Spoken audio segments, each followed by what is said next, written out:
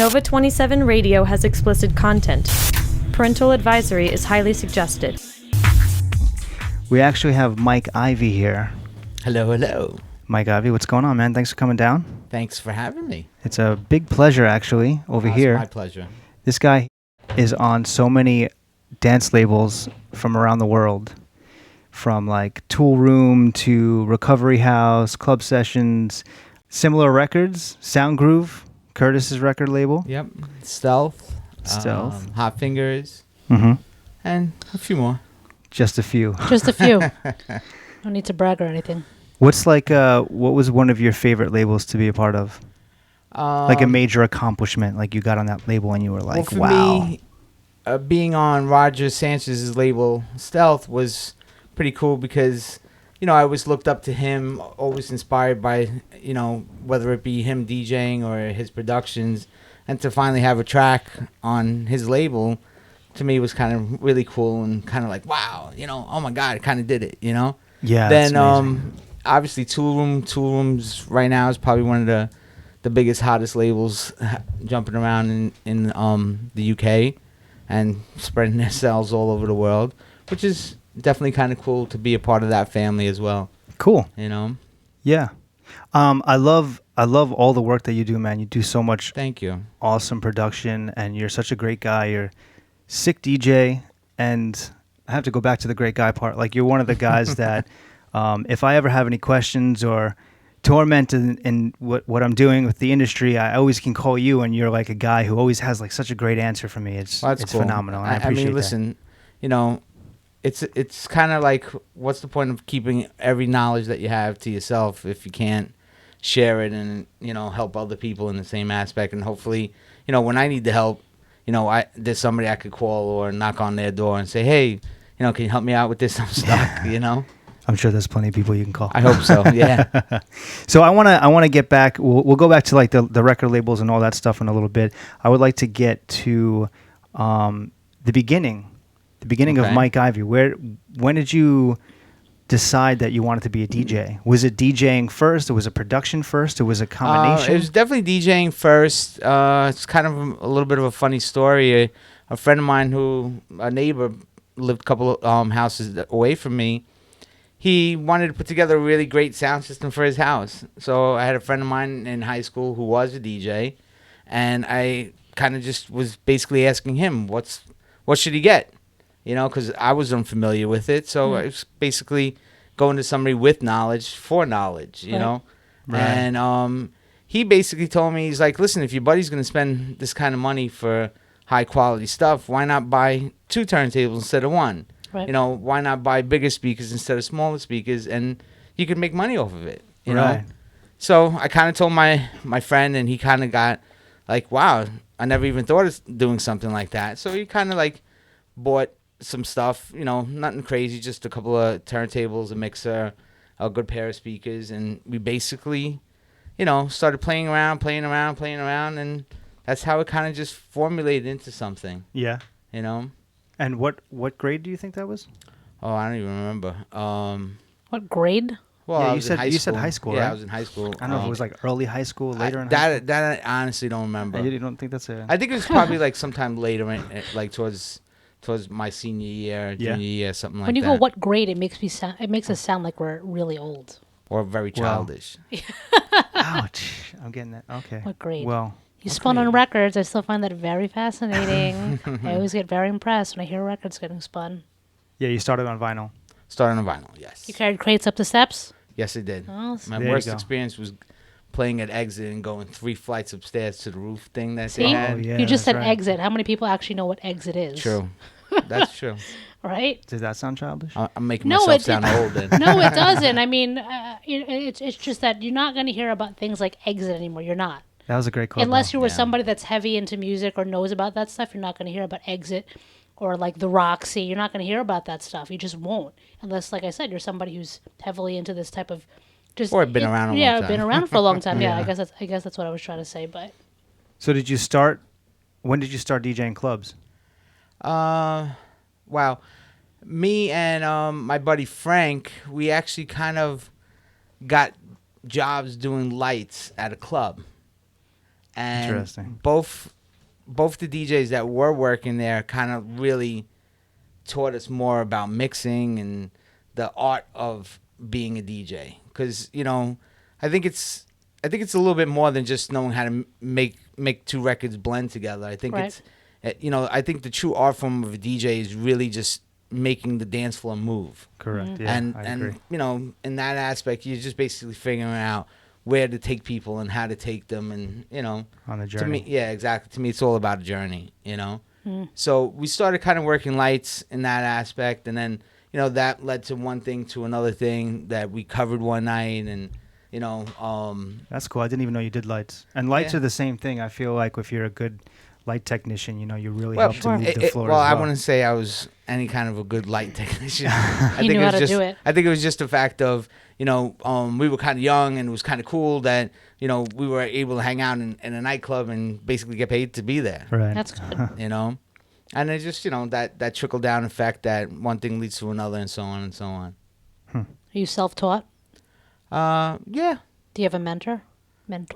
Um, Everybody has like somebody I guess they look up to well, in a certain sense. I mean, right? there's so many people to look up to. I mean, you know, you're talking about those days. It was like Danny Sneglia, Junior Vasquez, right. you know, Dave Morales, Roger Sanchez. I mean, the list goes on and on and on. I mean, but there's guys today that fairly new, or at least new to, you know, people here in the U.S. that I look up to them, you know. And I think you should always be able to look Right. up to somebody and learn from other people and experiences and things like that. Absolutely. I ask everybody this question: have you met Janet Jackson? No, I haven't. Janet Jackson. But I did the beats for Michael Jackson. Oh, that's Really? right, What that's beats? right. Well, Johnny Vicious did a remix for, I think it was "Wanna Be Starting Something," Okay, or whichever okay. one he did Right. with Akon.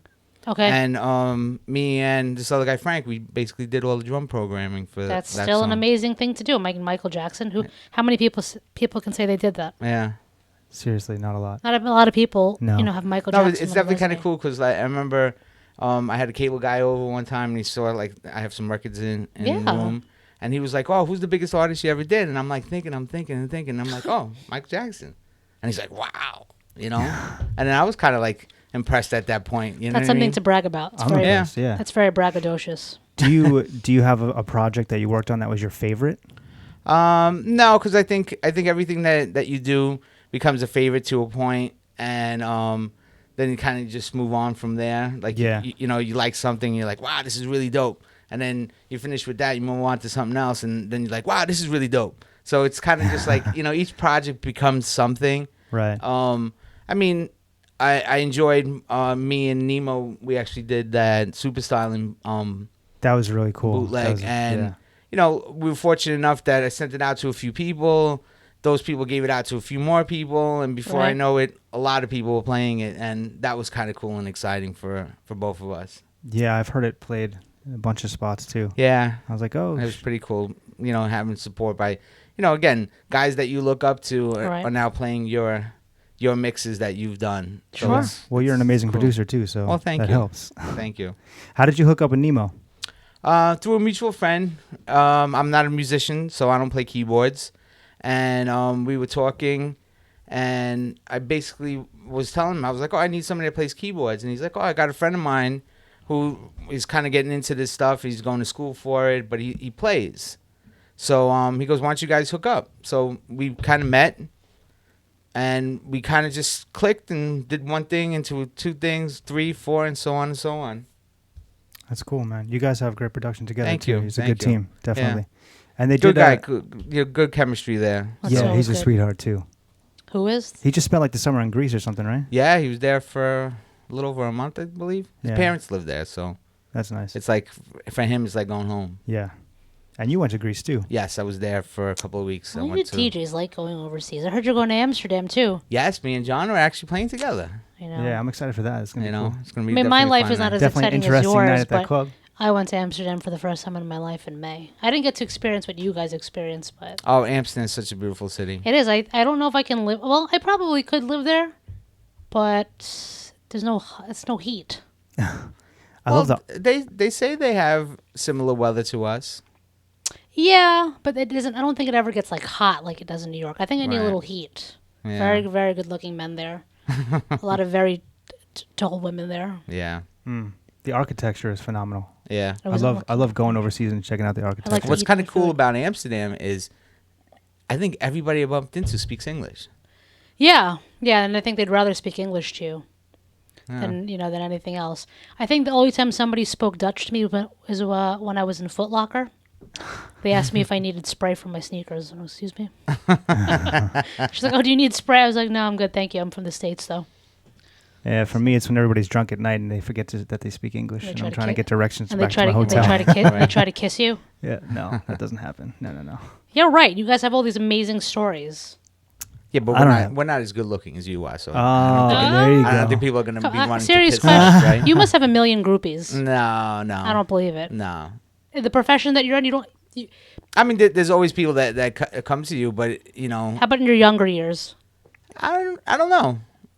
I'm starting to believe you people are lying because every time I ask somebody about that, they're like, "No, I don't have any groupies." Yeah. it's- Well, Mike, I don't think it Mike becomes is a like that. very homely guy too. I think he's very respectable in that category, right? You're married and I am married. How long you been Yes. married? We just celebrated 14 years. Good for you. This Wow. August. That's You have awesome. kids? I have one child, and she just turned 11. Good for you. I've Yep. seen pictures. She's gorgeous. I'm sure. She's beautiful. Beautiful, I'm sure. Are she going down the family line and going to become a DJ as well? I don't know. I mean, she's definitely into music. As far as I never, bothered to show her or anything like that. Like, does to she see if know what you do? Like, I'm sure Yes. she knows what you do, but does she, like, know your timeline? Does she know exactly, like, where you stand? That you're this, known DJ that's DJ for certain people that's been, around the world? Well, I mean, she definitely knows that I've played in different places because a lot of times, if I get a gig overseas, especially Right. during the summer, Right. and my wife's a school teacher, so we kind of make a little vacation out of it as well. So my daughter's been to numerous places that That's I've cool. worked, and she's got to see different places that. For an you know, 11-year-old, that's a for pretty, 11-year-old, it's a yeah, pretty that's cool. exciting experience. Yeah, So you she's get been to make it- quite a few places. You get to make it like a family trip sometimes, and you go Sometimes, overseas. yeah, to I DJ. try to. It doesn't always work out, but as much That's as I good. can, I do try to do it. And like I said, during the summer, I was a school teacher, so it becomes a little Right. bit easier. She you just know. went back to work. Yeah, but she's off today and tomorrow. So. Oh. Rosh Hashanah. Oh, that's right. Yeah, I know. Oh yeah, Happy New Year Happy to all the New Year. Jewish Mazel people. tov, Yes. Yeah, to all the Jewish I was people. texting some friends today. They're like, "I'm in temple." I'm like, "Oh, I'm sorry." Sorry, I didn't mean to bother you. Good morning. Yes. Yeah, good stuff. So, to this day, do you have a most memorable moment of your DJing career? That's an interesting question. When somebody goes, you probably have a couple. Well, I mean, you, there's would always say, little yeah. things that kind Damn of, you. the first of this or the first of that makes it kind of memorable. So, I mean, there's different experiences that make it kind of wow. So, I it's hard to answer a question Like that. like that. Yeah. I mean, going to Ibiza and playing there for the first time, that's a wow moment for me. Right. Last year doing all those parties at AD and hanging out So with jealous. all these guys, that was a lot of fun. Going to Miami and playing parties in Miami for music conference. When's that trip? I'd like to go on that. Miami. Yeah, she keeps talking about Miami before you got So here. much- March, shit, I wanna go. March, Oh, God. usually March. But I haven't gone now in Miami's 2 years. changed quite Yeah. a bit. It used to be, I think, about Yeah. the music and the DJs. Now it's kind of like more about the promoters and how much money they can make. And Let me ask you a real question. What do you think about the DJs of this time, the ones that are out now, like the DJ Scribbles or the DJ Pauly D's? Do you think they're DJs? well, Scribble, I personally know. Scribble's an amazing DJ. Yeah. He's I a have to great attest to that, DJ. yeah.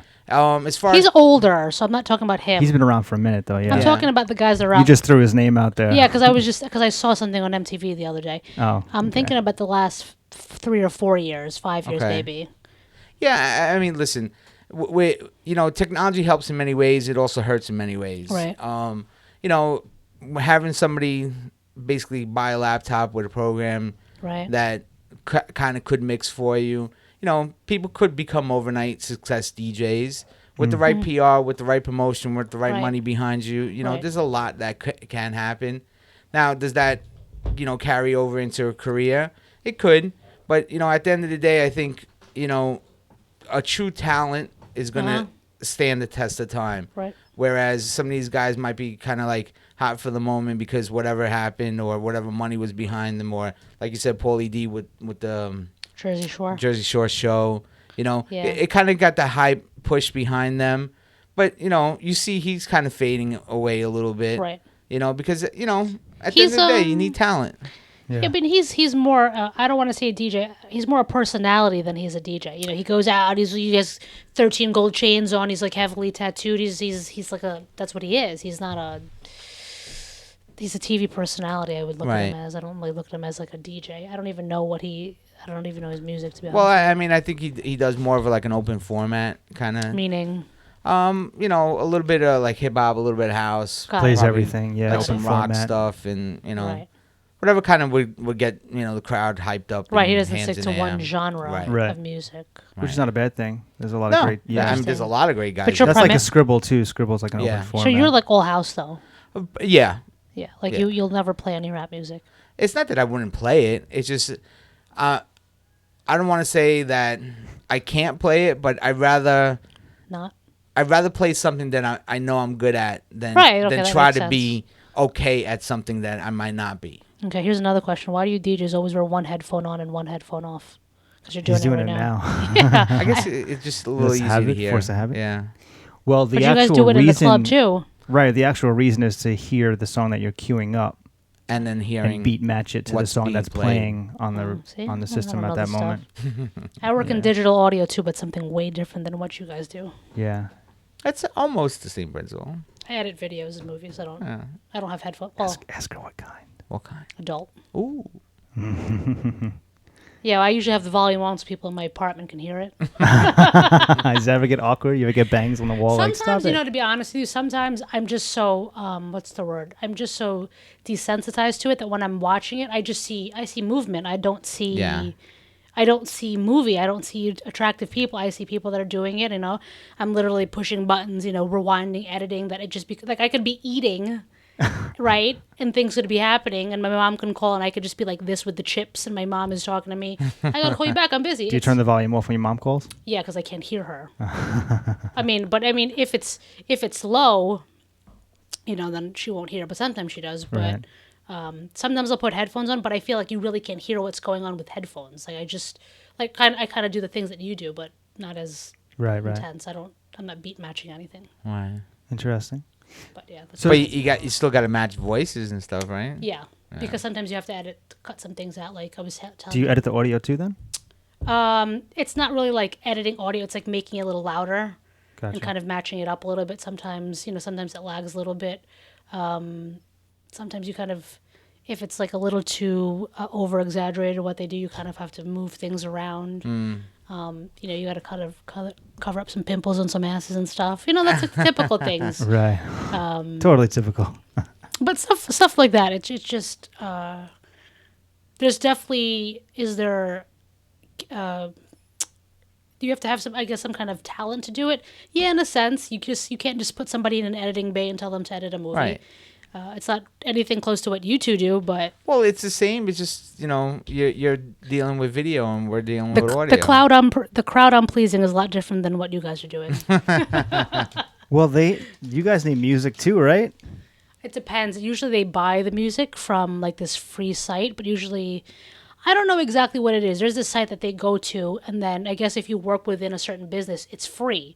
Right. But if you don't work in this business, it's not for free. And they just download these tunes that people, I guess, add to this library, and they put it on the back of a lot of adult films. Right. Just like a licensing site.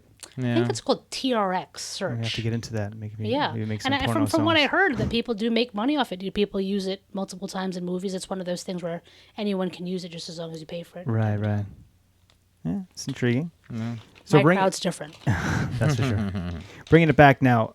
When did you get into production? I got into production, I would say, maybe like 10 plus years ago. That's also kind of like a weird story how that kind of came about. Do tell. A friend of mine actually got some money from a lawsuit, and he was like, "Oh, I really want to do this. Let's do it together." And I said, "Dude, I ain't got money like you from a lawsuit." And he's like, He goes, it doesn't matter. Just buy one thing and then we'll just start. You know? So he went, bought a few things. I bought, I think, a keyboard or something. I don't even remember what I bought.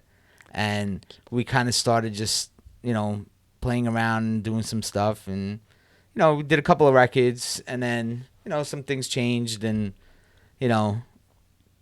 parted ways. And that's really it. Interesting. And then from that point on, I just kind of like, I had that bug in me. Right. I just didn't have all the equipment to do it. So I kind of just, saved little by little, got a couple of things that I needed, and I started doing it again. So how long have you been a full-time DJ? Wow. I mean,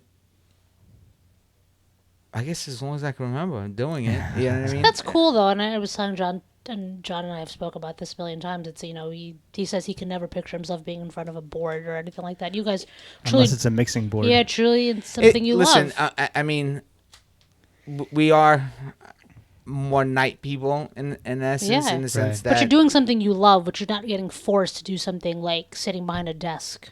Yeah, but not selling insurance or something. At the end of the day, I think anything you really do, you could love. It's just a matter of, are you the one doing what you love? You know what I mean? Sure. And in that aspect, I again, falling back to, I think, it becomes more of a exciting thing because you're kind of out. Right. Whereas, if you work the regular 9-to-5 job, you feel like, oh, I got to get dressed, I got to go to work. And you know what I mean? Whereas, like, yeah, we get dressed and go to work, but it's kind of in a different manner, Yeah, that's true. I mean, do you do after-hours parties? I have. So, how many hours of sleep do you get if you do those kind of parties? What's after-hours considered? I mean, it's weird because a lot of people would consider it more so anything after most places close. Okay. Some people tend to just want to call something after hours to call it after hours. Right. But to me, it's basically when things close down, Uh-huh. it's the next place to go. Okay. So it's like if you still want to continue your party. Like what time does a club shut down? 7 o'clock in the morning? Well, see. Well, it depends. Here it's 4. Depends. I mean, That's like, what time an after-hours party. 7? See, I know after-hours parties that start at like 1 p.m. on Sunday because it's like after hours, right. So it could be all different times. Got it. There's parties that are going on right now. They're like Thursday night after hours. Yeah. Happy hour. See, I work. I work from home and I work out of an office because I consult as well. Mm-hmm. 5 o'clock. That's everybody's shirts already untucked. Right. Yeah. So I mean, it's and even though I've worked from home, still at that time, I'm working at a certain hour because I have clients in different states, so I have to be up at a certain hour. At me, at 4:30, it's already time is winding down, and I'm ready to start drinking. Right. So that's interesting. Well, I've done parties on Sundays that start at 6 p.m. Yeah. And that people came still partying from the night before. So to them, that was like after hours. Yeah. That's pretty good, though. They party so like people who go out on Friday night or Thursday night will just keep going. Well, Sometimes I remember the first time I went to Ibiza, which was, 13 years ago, something like that, 12 years ago, something along those lines. And at that point, they had clubs that just went all night, all day. So literally, if you wanted to, I don't know how many people can, but from the minute you land to the minute you leave, you could literally party nonstop. It was like when one place closed, another place opened. And after that place closed, something else opened. And it was literally a 24-hour cycle. Wow. It's changed now. They don't really do the like late after hours kind of parties. Wish. I'm sure you can find them someplace. I don't know. Well, it's not as what it was because I remember. Forgot what club we went to, and it was like the big, school bus, which is called the disco bus, that took you to space for the after hours and so on and so on. It's like it's like a public bus system, and they call it the disco bus. And that's in Ibiza. Yeah. And that starts when you get off the plane? No, that's just their bus system. Like they have a bus that drives around Ibiza. Like you take the M60 bus to Manhattan or something like that. They have a bus that is called the disco bus. So have you two ever played together before? We have. Yeah, we have. Yeah, we have. Well, we played in Amsterdam last year, right? I don't know if we played together, but we were definitely out there playing. Okay. We did. We did Yeah, we Warehouse. did. You did Warehouse, right? Yeah, and then we did Key Bar a couple times, right? Then Key Bar. We just did Iron Bar. Iron Bar. He's played with me over at Iron Bar Nova nights, Thursday nights. Thursdays, 8 o'clock. We've done Icon in Astoria. Yes. Yeah. Maybe that spot. What was that in Amityville on Long Island? You came out there and played, didn't you? Oh yes. I don't remember the Can name. I get an remember the invite name to of the that one spot, since too. I'm close to there? Yeah. Well, that was like a year ago or 2 years mean- ago. We're or gonna just something. drag you out one day. We've been. I Yeah. mean, Just we're gonna give you load you up with caffeine and just keep you out for. Yeah. Yeah. No, I mean, I've told you a million times. Red I was Bulls. I said, I'm going to come see you eventually. Yeah, I don't eventually. I don't live in the city. I you know? talk to her all the time. She'd never seen me play. I talk to John Oh, well- almost every day. Almost every day. Actually, you did. I mean, we met in clubs. We met wow. We met in a club that I was DJing. So So you have been out. You just she don't has go been out. But that was when I was DJing on Long Island. That was a residency I We had met- out there. 2008. John and I. There you go. A long time ago. That was a while ago. Yeah. Yeah. But John was playing a different type of music at that time. Well, I was playing everything there. Yeah. So. Then we rekindled our love. There you We go. did. And He it's looks growing exa- strong. It looks exactly the same. His beard I just said your beard just grew in a little bit. Yeah. Well, I'm shaved now, but it's been growing in thicker. That's for sure. Yeah. But I've been actually fortunate enough to have Mike around. How long have you guys known each other? Wow, that's a good question. I don't know. That is a good It's question. it's a numerous amount of years. I can't you not- even did pinpoint. you not not- 2008. did you not like him but it's either? been- No, he was always cool with me. Always. I've always been very fond of Mike. Did you not He's a like? cool Did you guy. not like his vibe either? There's a lot out there that don't When I like met my John, vibe. he was cleaning up Corona bottles. Yeah. She's like, I didn't even know you were the DJ. I thought didn't you even were know the I thought you were a DJ. busboy. No, but John's a nice guy. John came up to me, and he was like, he was like a regular there, and he started to say hi. It wasn't. Yeah. That's just John. And just I was cleaning up beer bottle. beer bottles because I the said, "Who's waitresses this and stuff guy?" were, you know. I said, "Who's this guy?" I was just being I nice. think at first I thought he was a customer. I'm like, "Why is this fucking guy cleaning up bottles?" I mean, he's a really nice customer. There you go. Gotta get my in somehow. And then he you would know? just appear from time to time. And then I realized That's hey, because I'd be hiding in the DJ booth most of the time. yeah. And I said, "Oh, this guy's a DJ. All right." Yeah, but she Good was there stuff. like every weekend and stuff. Well, Yeah. yeah. Where was this? Oh Okay. Yeah. boy. No. It was a good spot. It was fun. It was, a lot of fun. I work in the adult film industry, so it was an adult club. Okay. Yeah. It was a titty bar. I'm not gonna. What am I? Just lie about it. Yeah. We actually crossed paths probably before that because I worked for certain adult film stars when feature dancing was hot. Mm-hmm. Yeah. And I was there kind of as like a roadie. Right. That's what they call us. We're really their bitch for days. But we make good money. And then I was there, totally social type of gathering, and I kind of had a thing going on with.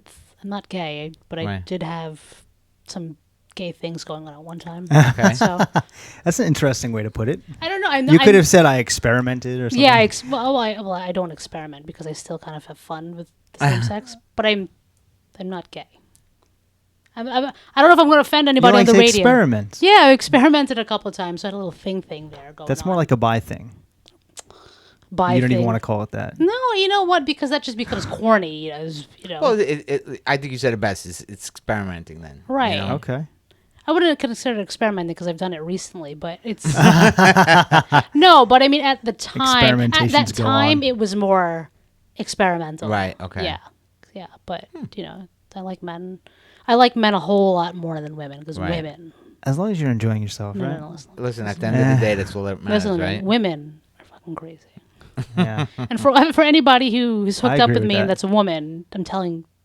That includes every single one of you. It's not just one of you that I'm pinpointing. It's every single one of you. There you go. So don't feel bad, Yeah. ladies. All those ladies out there. What about them? I'm just saying all those. Never mind. But that's how we met. So but back but I to, was 23. Okay, I want to get back to the production thing, Mike. Okay. So you started out producing with a friend. You got Correct. into it. What was the first track that you ever put out? The first, track ever in your career. the first major one was a track called Mirror Mirror that was released on Cr2 Records, which is a sub label from Strictly Rhythm. Oh, it's a big label, yeah. And you And that was your first major release, you're saying? Yes. And And I think there was like a bootleg or like a remix or something prior to that. Okay. I don't remember exactly. I don't remember which one was first or second, but right around that time there was a few records that my friend Eric and I did together. Okay. What was the equipment that you were using at the time? Well, it was a Mac computer. We were using Pro Tools. He had a Mackie mixing board, a few sound modules, and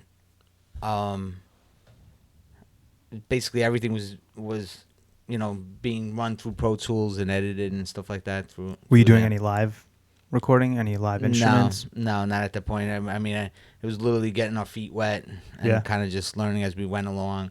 I had a buddy of mine who was really, really like genius with Pro Tools that we used. And do you know Conrad?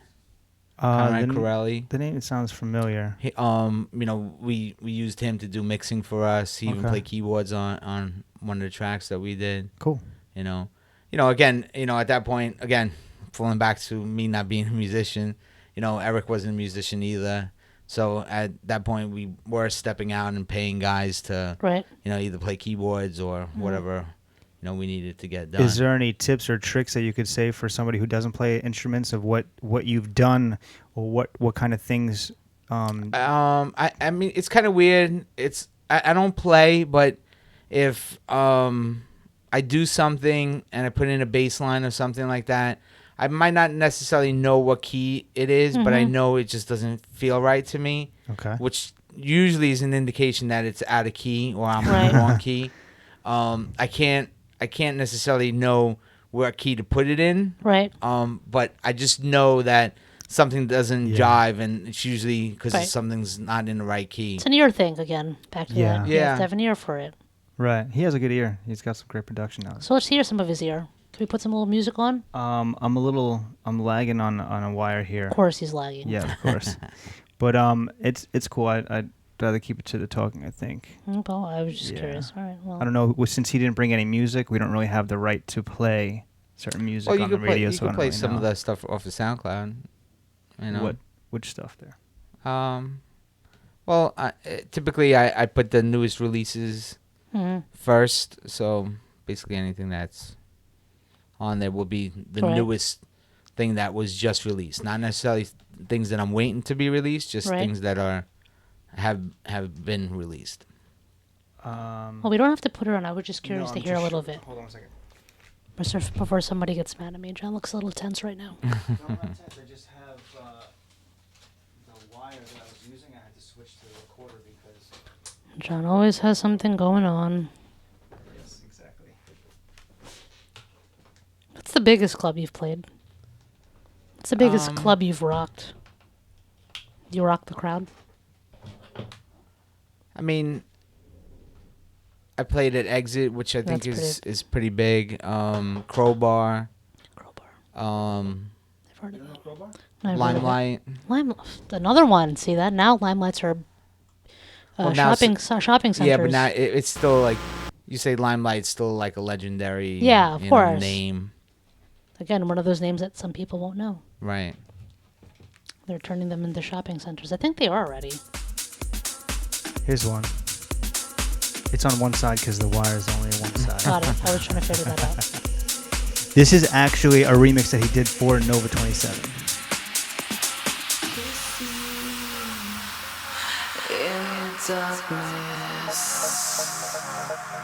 It's called Dark Kiss.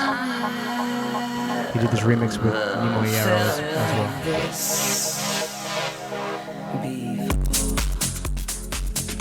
Oh, watch that bass. Yeah. Sorry.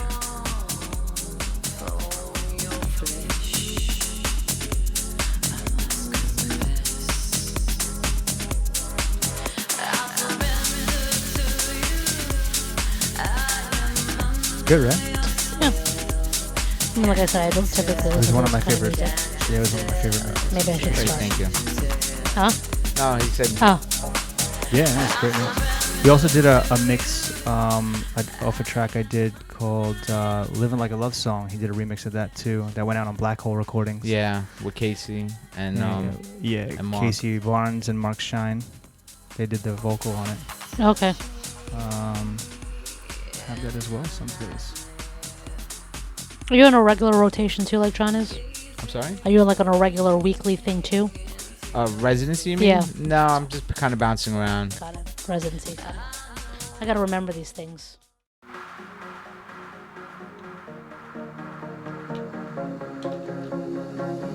Is it too loud for you? It's a little loud. The night is young, plans made. Yeah, but now I don't hear you that much. Till I'm done. A taxi car to somewhere far. I'm on my way to find someone. And this was all made on the computer. Yeah. Who cares and believes. Now, I mean, literally Just another a laptop with a good program. Right. It's basically all you need. Right. You know? Yeah. That's, again, going back to technology. It's moving so fast and making things so much easier. It's true. When I started, you needed a mixing board. You needed, Right. Keyboards and things like that. You don't need any of that stuff anymore. Yeah. Oh, really? So what are you using? Like you said, Pro Tools, right? Well, now I use Logic, but when I first started, I was using Pro Tools. Fruity Loops? That's something. Fruity too? Loops is another program. Yeah. There's Studios. quite a few. There's Cubase. Ableton, Cubase. I don't know. I always hear the rappers talking about it. I started on Pro Tools myself too. Yeah. Did you? Yeah. It's just an amazing editing program. Right. It's great for live recording. Yeah. That's how I learned to like record bands and stuff first. Record bands? Like live bands Oh, in the studio. got it. Okay. Like miking up drums Right. and Oh, recording wow. guitars and That's still bass pretty and cool. microphones. Yeah. It was cool. It was a lot of fun. Interesting. Is it too loud in everybody's headphones? I'm just trying to hear it. This is my dabble with progressive house. What is progressive house? This kind of feel. Okay. Whereas I typically do more of a techie, borderline techno Right. stuff now. I wouldn't do it in full, so I would have to do it. I'll pull up the SoundCloud. Trying to understand this stuff. I wouldn't know. And your SoundCloud is just soundcloud.com/Mike Ivy. Yes. And you have a website too, right? MikeIvy.com. It's DJ Mike Ivy. DJ Mike Ivy. Yeah, I know. By the way, actually, now that you mention it, you said the last one, Vlada Asanan. Yeah, that's the Did I pronounce Destination. that properly? Destination 505. Yes. Yes, that just recently came out on Zero Urban. It's a remix Nemo and I did.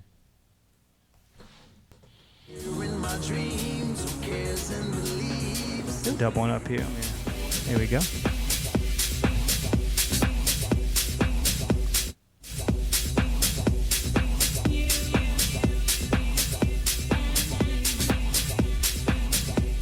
Cool.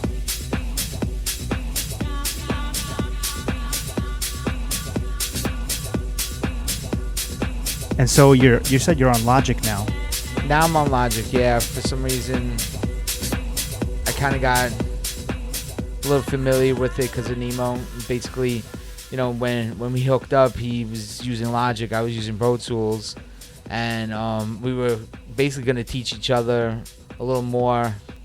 He was going to show me Logic, I was going to show him more of the Pro Tools, but we ended up sitting doing tracks in Logic, and fortunately, I was able to learn Logic, and not so much that I helped him out so much with the Pro Tools stuff. Ah, gotcha.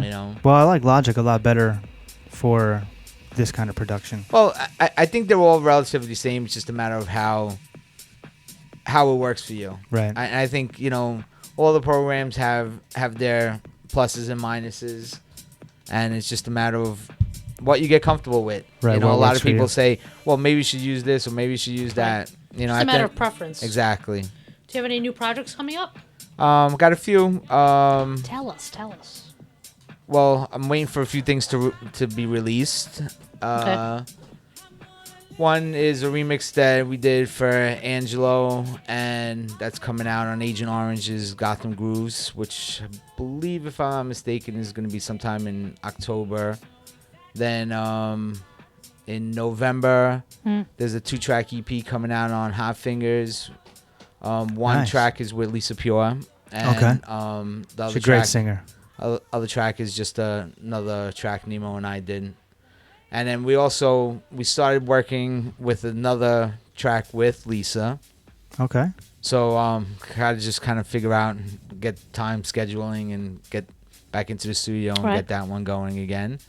Then just working on some stuff. Nemo and I together, me and Frank Lamboy, finishing up a track. Just did a remix for Curtis and Manny. Who's Curtis? I've heard this name many You times. and Frank did the remix? No, me and Frank have an original that okay. we're doing together. I just did a remix for. Hey, I'm friends For with Manny. Frank on Facebook.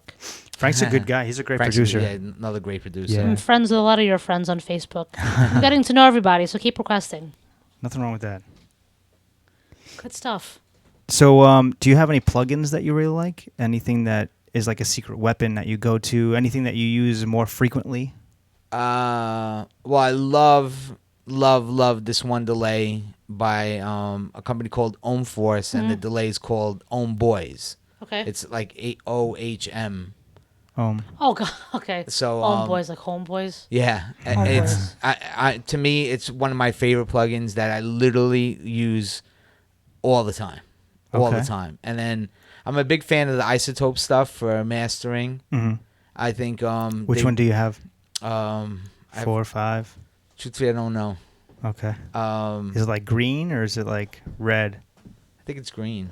Okay, I think that might be 4. That might be 4. Yeah. Do you produce every day? Are you like in the studio every day doing something? No, I actually had my own studio over in Whitestone, and some time ago I wanted to get rid of that because I wanted to find something else. Right. So now I'm basically using a friend of mine's studio a Right. couple of days a week. Right. So I basically go there a couple of days a week and, Right. and do stuff. Is there a time where you notice you do your best thinking? To me, for some reason, it's always at night. Really? I don't know why. It just Because you're more. Well, but you're working at night. I was gonna say maybe because that's the most relaxed, but you're a night guy. I'm a night guy. Yeah. So I don't know. To me, I don't know. I was gonna say because I think a lot before I go to bed, but then it's. I'm Yeah, about to go but to see, sleep. like as far as like inspiration, Right. Inspiration could literally come like walking down the street, Right. hearing something. Hearing something. I remember just over the summer being in Greece on one of the islands, and we're sitting there having breakfast, and I hear a song playing Right. in the background, and I'm like, this could be interesting to do something Yeah. with. How's the crowd out there in Greece? Oh, it's phenomenal. Yeah. It's so odd. You would think with all the stuff that they had going on, you didn't notice it while you were there. Right. I mean, only one night when we were in Athens, you heard like a bunch of protesters. Well, yeah. That's But slow. other than that, I mean, when we were on the islands, you would never ever think something was going on. Do you have a favorite place to spin? Like outside of the United States? Outside of the United States, Because I'm sure every crowd is a little different, right? they are. I actually really enjoyed Portugal. Really? Yes. I haven't don't- been. I don't know if I would love it to was go there. just the crowd that was there that Right. night, or but the vibe, everything kind of just clicked. Right. So maybe it was just all those kind of like factors Right. rolled into one. But I really, really enjoyed playing there. I would Really love to enjoyed go there playing and Do check you have it out. like a lot of foreign followers when you go there? Everybody knows who you are. Come on, you do. I do tend to have a little more of a European following than Really? I do a US. How does that happen? I think it's because of all the labels that I've predominantly released on are Right. European labels. So I think maybe that could have been a little bit more of the deciding factor in where the I could see how followers that come works. from, Yeah, a lot of those labels are Like in when Europe. something gets released off a label, how does it, like, I don't, you guys have been talking about this. Like, what exactly happens? You said it was released off this label, it's released off that label. Would you like promote it, or I don't? Well, the labels are promoting it. Yeah, Got it. Okay. this guy. Where'd he come from? Yeah, so when they're releasing it overseas in their network, and their network Got is it, okay. mainly European. So, Okay. I mean, if something gets released on Right. Beatport or iTunes or TrackSource, Yeah, that kind of goes on a global scale. yeah, it's a global scale. But then Got it. who hears it? It's the people that they tell about it. You know what I mean? Right. So what's in that whatever certain their circle. network is. And yeah. I also think the European market's a little bit different, where you tend to hear house records on the radio. Like, to them, those are radio records. Whereas Right. here, Okay.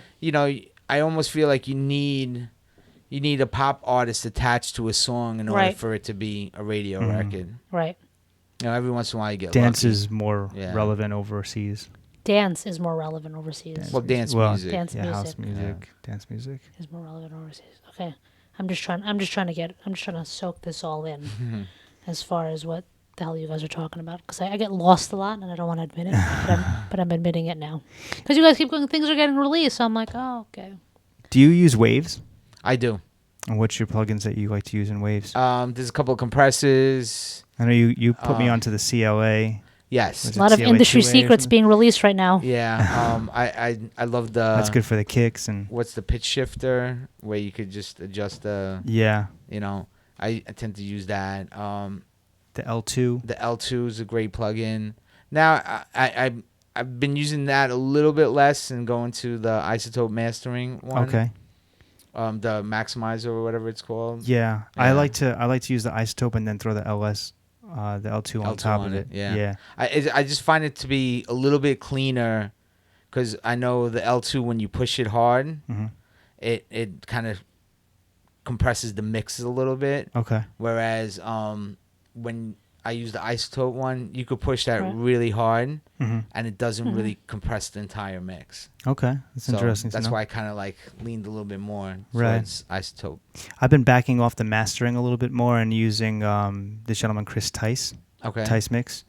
So he's been especially with Mastering stuff. Nova27, he's been mastering all the tracks and bringing them all up to the same Right. levels and stuff like Right. that, making sure that they're all tweaked out properly, and he does a great job. So Yeah.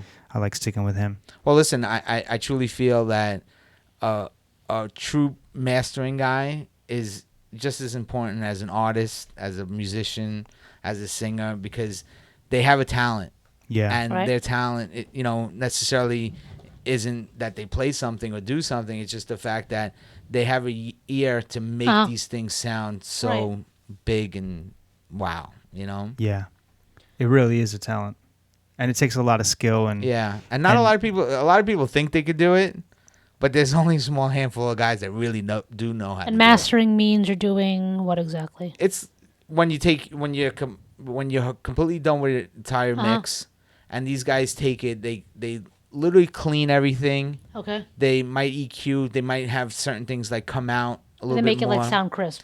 They make it feel wider and, Right. and more of a spread to it. Is that why, louder? sometimes and a big thing is the commercial volume, what he's saying. Yeah. bringing like when it you up hear louder. some things bounce harder in your car, that's the mastering. Yes. Yeah. Like sometimes my car. Or you ever shakes, hear yeah. you ever watching TV and the commercials come on, the commercials really loud. Yeah. It's to get your attention. They Boom. master it higher and they compress that. Like when you watch that- movies and your damn apartment shakes because of the damn surround sound. That's mastering, right? That's what it essentially is. Basically, yeah. Yeah, the end Yeah, is it's that- that perfect last way to step say is the mastering Right. to bring it that crispness and Right. that volume. Right. So So who are you listening to now? What's on Me. your playlist? Honestly, I listen to everything. Really? I really, really do, because I think there's quality in everything, and I think those people that are very narrow-minded and say, I only listen to this, I only listen to that, I think you need to open and broaden your Sure. horizons and really, Sure. really experience what's out there, because there's so much inspiration, there's so much Mm-hmm. talent, there's so much to learn and hear with so many different people. I mean, me personally, I love going and downloading a bunch of podcasts and listening to these guys, radio shows. which ones? What's your go-to? I don't have a go-to. I just recently listened to one of Boris's podcasts, which was great. Roger Sanchez, I tend to Proc and Fitch, Umik or Umik. I'm not really sure how he. No, these are music pronounces it. podcasts. Yeah, Those are all Okay. DJs. other so DJ they're- music Okay. producers. You know, so there's a lot of talent out there, and I think Right. you know a lot of people get so focused on, oh, I only want to listen to this, or this guy is what everybody's talking about. There's so much out there. Please just open your minds and see it. You know. Ah, nice. No, it's the truth. No, You know? What's is there anybody that you haven't worked with that you want to work with? Well, it'd be great to do a record with Mark Knight, you know, or even There you Proc go. and Fitch, because, you know, them being generally nice guys, it's also they have a certain little talent that Right. they do certain things a certain way that, Oh. you know, is almost hard to figure out unless you kind of said, hey, how do you do this? You know? Right. Yeah. But there's so many guys. I mean, I Yeah. really, like I said, I'm so influenced by so many different people in so many different genres that, to me, I think that scale is very hard to narrow down to like one or two guys. You know.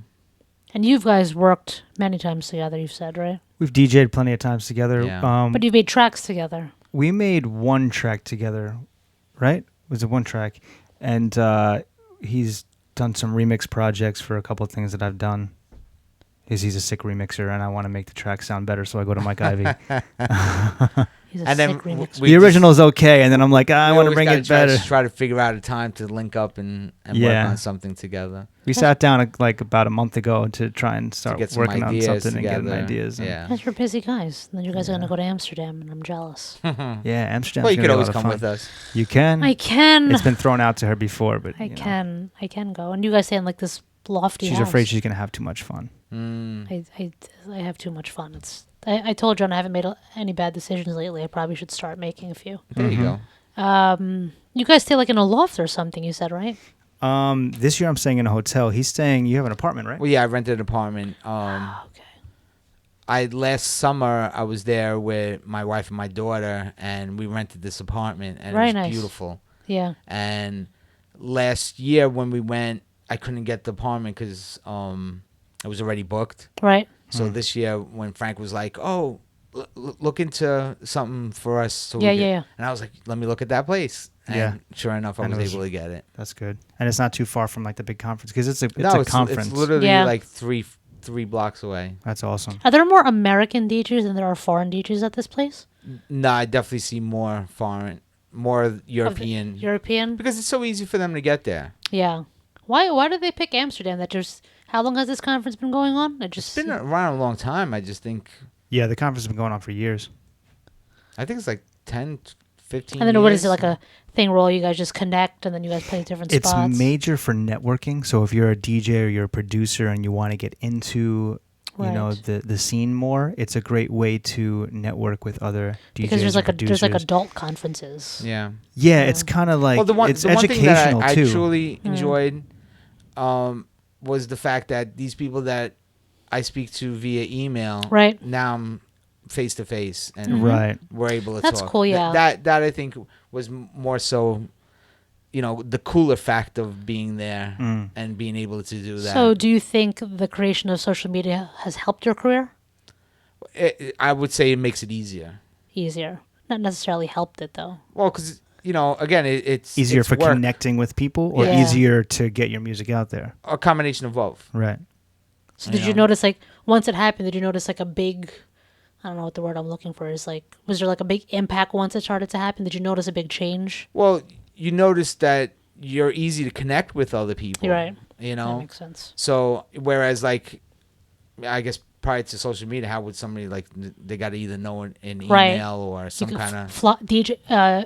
actual flyers that like people give right, out. Right. Right now, everything is just printed online. I haven't seen somebody give me Yeah. a flyer in years. Yeah. No, I sometimes still do see it, and which I think is kind of Right. cool. But What I see more now is like venues will do posters and stuff, and they'll put the Sure. posters Yeah. around their Yeah. venue Yeah. to promote upcoming parties. I find it funny how when I see somebody who so-called considers themselves a promoter and they send out a post on Facebook and they think that's promoting. You know what I mean? No, it's I see that all the time. Yeah. I tend to start blocking those people. Well, I think that's the problem. You know, most of these guys who think, you know, they're doing what they're doing, they're really not getting the reach that they think they are. right. I know it just isn't. I mean, Plus, if you're posting that stuff, Facebook blocks you from getting as Do many they? views. Yeah, Oh, I didn't especially know if if you have like an artist page Mhm. or a company page, Right. and you go to post stuff. Uh-huh. Not everybody that you have that liked your page will actually see it. Right, it reaches a certain Yeah, demographic. but don't they kind of like number? They only allocate a certain amount of things to certain people, and if there isn't a Yeah. certain. So when you certain- when you Right. boost your posts, more people that not only liked your page will see it, but also people who are friends with them that are in the Mm. network that you're trying to cover in Right, that like if- demographic. Yeah, we'll see. But if you post something on Facebook and it's on like your artist page or your company page, it doesn't go to like if everybody logged on and looked at their news feed, everybody wouldn't see it. Right, that goes to certain For- people. Right, and unless you pay for the ad to be viewed by these people, they won't. They won't see it. Right. So it's like a certain percentage that of your audience that will see your posts. It's something I don't know. It gets a little intricate, but I It's- hate Facebook. I can't even take it anymore. Well, it's so funny because there's so many different things popping up all the time. It's like, Yeah. you know, and truthfully, you know, like you see some of these guys, they literally have people handling that stuff because Right. it becomes overwhelming at times. I'm sure. I mean, Instagram's a new thing, but I still like Well, Snapchat and there's something else Yeah. now. Periscope. You know. Periscope's like a live feed. You can. I don't even know what that is now. It's like a live feed, and then people can follow Video you. feed? Yeah, like, and you could just have it on like washing your dishes, and people could like type in and ask you that questions. sounds entertaining. Kind of like cam girls. Well, that's a different kind of entertainment. Right, but that's what it is, and then you don't have to pay for it.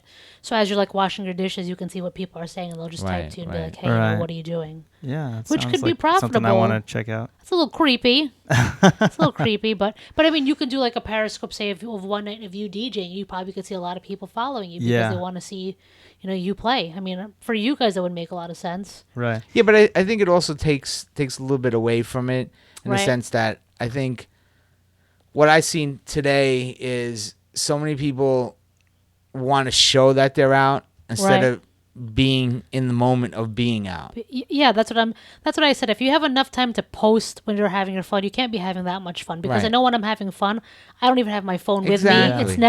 It's never next to me. Exactly. And I'll have like 30 text messages, and they'll be like, "Where the fuck are you?" I'm like, I'm not posting it online. Sometimes I don't Exactly. even. Sometimes I don't even like to check into places because people are very creepy. Well, yeah, that Oh. to me I think is a little bit of an odd thing. It's like, and- listen, I know you're out. You don't have to fucking keep telling everybody where the fuck you are. I get Right. it. You're out of the country. Right. We know you're in a different fucking state. I get it.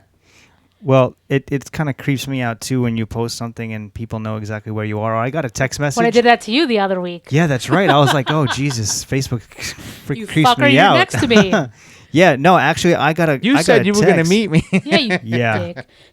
He can't. John actually doesn't, because I talk to John almost every day, and he actually is one of the few people that still call me. Okay. He doesn't even text this guy, only if we're like working. Right, right. So Well, I hate Well, the when you have text a lot to messages that say. are like, "What's up?" it's like I'm a little busy. Right You now. know, I'm a little busy. just pick up the phone and call me. Yeah, and Yeah. just have your location turned on. If you lie to me, John, I'll catch Well, you. no, I actually was. I wasn't even on Facebook, and I was driving through a Yeah. town, Yeah. and I got a text message from a friend who Hey. was like, "Oh, I just got an update from Facebook that you're around me." I'm like, "What? Wow. That's creepy. How is that even possible?" And I didn't even open Facebook, so I don't know. I guess it was just doing it on its own. I don't know. I have this one Facebook the friend push that- notifications But and stuff. everywhere she goes, she checks in. Every time she's on vacation, she got new pictures up every week. Life Yeah, is, I just don't have hashtag time life for is that. good. I said, listen, if your life is that good, stop posting. Yeah. I'd be drunk by the time I started posting. I wouldn't even Yeah. post it. I'd forget about my phone. You know how many times I'm Yeah. like, "Oh Jesus, I forgot to take a picture." Yeah, I'm. You know, it's so funny because a lot of people always say to me, you know, how come you don't post pictures of when you're playing? And 99% of the times, you know, I would forget to pull the phone out Right, to 'cause snap a picture. Yeah. You know, sometimes It's good for promotion. what I try to do is, at least I try to convince myself, okay, at least when you're there, take one picture or something, Right. just so it looks like, you know, you're doing something. I'm watching John swatting flies with his hands. I got him. I got He him. got him. I got him. All Yeah, but I my think that- By anxiety Mr. can go away Miyagi now. on us I, right now. I think there's just some people who overdo it. It's like life, hashtag life is good, good life. I'm like, stop. Yep. I want to just go over there and hit you. Ah, Right now. That's a little extreme for me, but Yeah, but I mean, every week it's like something new. I Yeah. posted something about the Hitachi Magic Wand and nobody liked it. I didn't even see that. I don't even know what that is. You know what? I deleted my Facebook app because I was just over it. I'm tired of the notifications for everything, and I'm just a big supporter in the adult industry, and I feel like a lot of people kind of like, don't. It's not accepted into the mainstream. I don't really care what anyone says. So I post things about like the AVNs, like the convention in January. The Hitachi, which you're taking me with you. I right? would love to. I don't know if I could this year. The Hitachi Magic Wand is the Hitachi Magic Wand. This is so off topic, but is a back massager. So a couple years ago, a company started to make these add-ons to attach to it, and Hitachi wanted to sue them because they started using them in adult movies as a vibrator. So that's what it is. So they're like a big massager. it looks like a microphone, a white microphone. It's long and has like this something like this at the end of it, and it's super strong. So I posted this article. Okay, I'm not going to say that I might have seen one of those before. You probably have it. They sell it in Walmart. I think yeah. So Or like Brooks Brothers or Brookstone. They might. Brookstone? They might. Brooks Brothers is I don't think suits, this right? Brookstone's a little too high end. I don't think they sell it at Brookstone, but they probably sell something similar to it. Yeah. So there was an article that this thing came out about, I want to say 25 years ago, and there was like a sex columnist who brought it out to the public that says, this is something that people don't want to talk about, and it's like they call it like an undercover sex toy that the world has been hiding for years. So I posted it, and like one person liked it. No, because I don't get it. I've been working. Facebook is hiding. I've your been working in posts. the industry for a long time, and people act like they don't know what adult film stars are. That they try to act like they don't know that there's the awards every year in January. It's. I'm not trying to act like I don't know. No, I want to go to the awards. There's adult film stores in public. They're seen on the street, and people just act like. People have kids. I'm assuming you know what sex is, right? Some people have kids and stuff like that. But is that market kind of shrinking? Tangible goods have been shrinking for a very long time. 2009 was a very bad year for the adult industry. I was laid off like 3 or 4 times. Wow. And I had to start working for different companies because as soon as the free market came in, like the stuff that's... See, the thing is that people don't really know is that a lot of these servers are overseas. You're talking about like Czechoslovakia, so they have a lot of things that the United States can't really post, and you really can't stop them from doing it because there's no restrictions in these countries. Well, it's the same thing like with all the downloads for music. Yeah. Right. So they have these videos there that people can't see, and then, somebody can jerk off to a 2.5-minute clip. They won't pay for the DVD. They'll refuse, they don't want that. People ultimately buy the DVD. Yeah, but it's like, why if there's so many free sites out there? Right. So that's what and then... Well, it's the same thing with the music. Yeah. I mean, I remember I was looking for a song one time, and I found more free download sites than actually a site that I could buy it from. Right. Right, I remember you telling me that. Like you're a dinosaur if you buy CDs. Right. Right, so they have all these free memberships on the internet. I was telling John before that people go to the conventions just to meet the star, and they get a DVD signed. They probably won't even open the DVD. Because they'll download it digital, the digital version, but they'll have the DVD because the girl touched it. Well, Right. does people hand you CDs? Do you get mixtapes? I can't remember. You got a USB the last stick I mean, now? last time I was in Amsterdam, I got a few. When I was in Ibiza, people were handing me CDs, and I'm like, what am I going to do with this, though? Like, I USB sticks. didn't even listen to Yeah, them. USB's become a popular Yeah. format for people. But I mean, in the age that we're in now, just send me a link, and I'll download it, or yeah, I'll listen to it. that's Why not? basically what it comes down to. Right, that's true. You could send it. Yeah, I didn't think about that. They'll give you like a link. Yeah. Hey, what's your Facebook? That's what people do now. What's your Facebook? What's your I'll Instagram? send you a link there. I'll send you Yeah. a link to your email. Yeah. Yeah. Why even waste the money on printing them out and I think USBs and stuff people still do that to give you a visual. Mm-hmm. Right. That's also, it's a tangible item. Right. It's Yeah, instant gratification. But back to being tangible. Tangible has been out since about 2009. They tried to make a big hit in the industry when they started releasing Blu-ray. But I don't know who's paying $65 for Blu-ray porno. I don't really need to see it in high def. The thing is with porn too, being that it's like free on a lot of sites, you end up running through like a lot of different.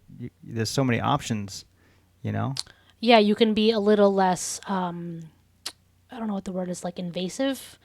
Well, not so much invasive, but you don't have to go to a store and buy a DVD. Right. You can be a creep in your own house. Yeah. I forget who I was talking to not that long ago, and they were like, "Man, every time I go to watch porn now, I go through like 7 clips before I pick the one that I want to like watch. These sites are banking. I mean, they make money because people put ads on it because they're just like the hot sites, and that's what's making money. Is there still money in the XXX industry? Sure, but I mean, they're not. It's not the way it was before the internet. You're talking about there was at that time when I was in it, there was a handful of really known women. Nobody could touch them. Mm-hmm. It's so hard to replace them. Now. Same, huh? You could go through 30 popular girls, 40 popular girls that are making money. Yeah. But, 10, 15 years ago, you couldn't touch the top 10 girls. There was no way you could ever. Kind of like the features. Nobody does features anymore at these clubs. Feature dancing. Yeah. You ever done a strip club?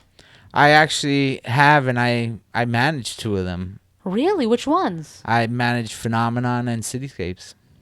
Interesting. Mm-hmm. Oh. And I remember versatile. I remember having a few of the girls come when they were doing some of that stuff. There's the never features and stuff. You mean? There's never At going to the be club? another like Jenna Jameson. There's never going to be another Janine.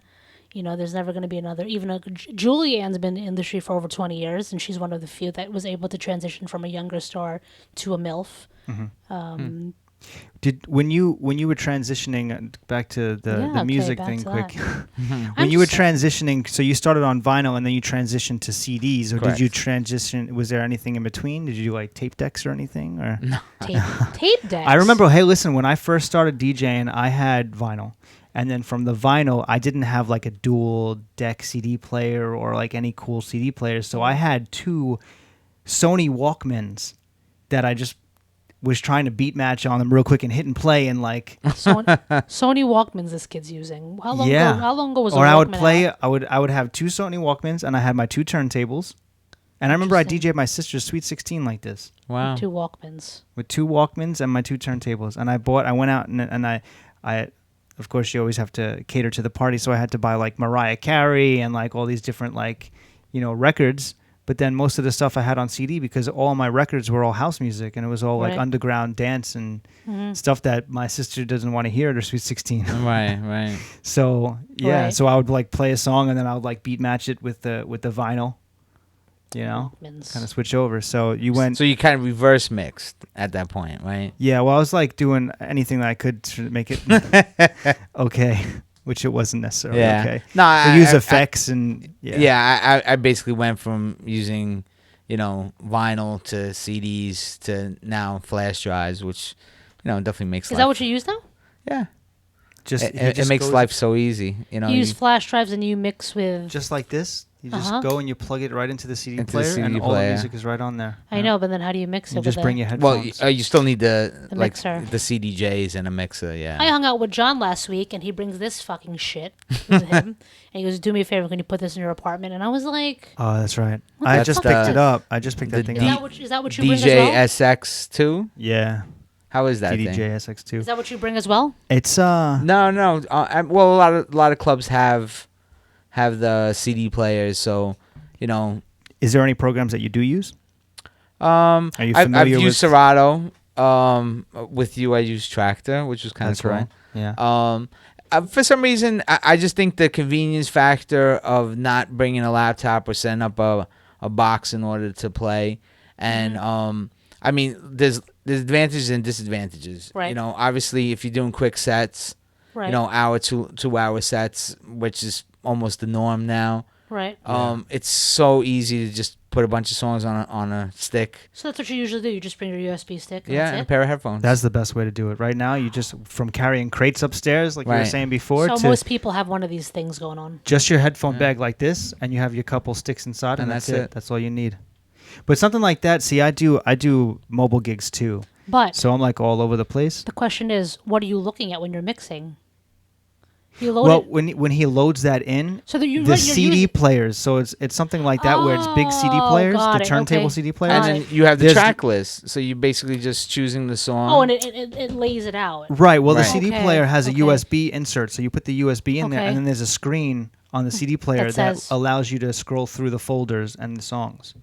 So you end up picking which songs you want like that. That's convenient. You don't have to bring nothing so with you. convenient. Yeah. But a lot of clubs don't necessarily have that So, The club needs to be updated. but I'm also doing some of the clubs that I do don't have that, and then some of the clubs. That's what you bring And some of the things I do, like mobile gigs, like I'm doing in stores and stuff like that, where I go to a store and DJ or like a fashion show or something, and I have to bring stuff because they don't necessarily have that, or they have a speaker system but they don't have the DJ, the turntables, or the CD players. That's why I picked up something like that guy over there, so I can just have it all in one. Yeah, that's kind of like an all-in-one kind of piece. Yeah, It's quite convenient.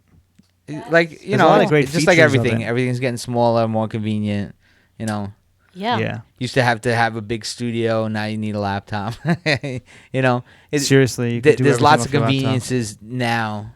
Do you think it's better that way? In certain aspects, yes. In certain, no, because it's like going back to that whole DJing thing with the laptop. People tend to become or think they became Right. producers or DJs overnight because Right. they have. Most of them do have a laptop or some kind of computer. Right. They download a free version of whatever program. They start messing around, and they buy a loop pack. They throw a couple of loops together, and they think they got a track. Yeah. Well, that's all the time. It's happening. I hear music all the time. There's a million producers out right now. Right. Are you gonna play those No. those sound effects that we discussed, John? Wait, what, like the clap track? Yeah. Why don't you start clapping? Mike Ivy's here. Mike Ivy's here. Yeah. Woo. Look at that. That was such small clapping. It was small. What's going on with And it was that? only one-sided because it's only coming on one side of your headphone, right? You should have made it a little louder. You need some loudness in this. Lord. Why aren't you making it louder? You want it to be louder? Just a little bit. I wanted to hear it. That's why. Ladies and gentlemen, introducing Mike Ivy. How many Again. headphones have you owned in the last 25 years? I can't even count. Oh, man, yeah. And And you like the Sony now? I do, and it's so funny because when I found out that they were going to stop making these, I Went out and bought 8 pairs? No, I bought like 3 or 4, 5 of them, something like that. Okay. I think I got maybe 2 or 3 left. Do you have any interesting go so stories quick. that have gone through in your career that you can tell us about? In what aspect? You ever got into a bar fight? I have, but not relating to that. Oh, Not relating to what? I'm sorry. What Like me working in the club. Like it working in a wasn't. club. I No. was working, but not as a Any celebrities DJ. you've crossed? Oh, I don't know. That's something I need to think about. You know? You have a good career if you need to think about it. No, I'm just trying to think like off the top of my head. I can't think of somebody specific, but I definitely know there's been people that I bumped into. That you've you know. DJ'd for? No, not that I've DJ'd that for. that you've DJ'd with? No, it's just kind of like they might have been there or Right. bumped into them somehow. You know, That's interesting. Do you remember Tower Records? I do.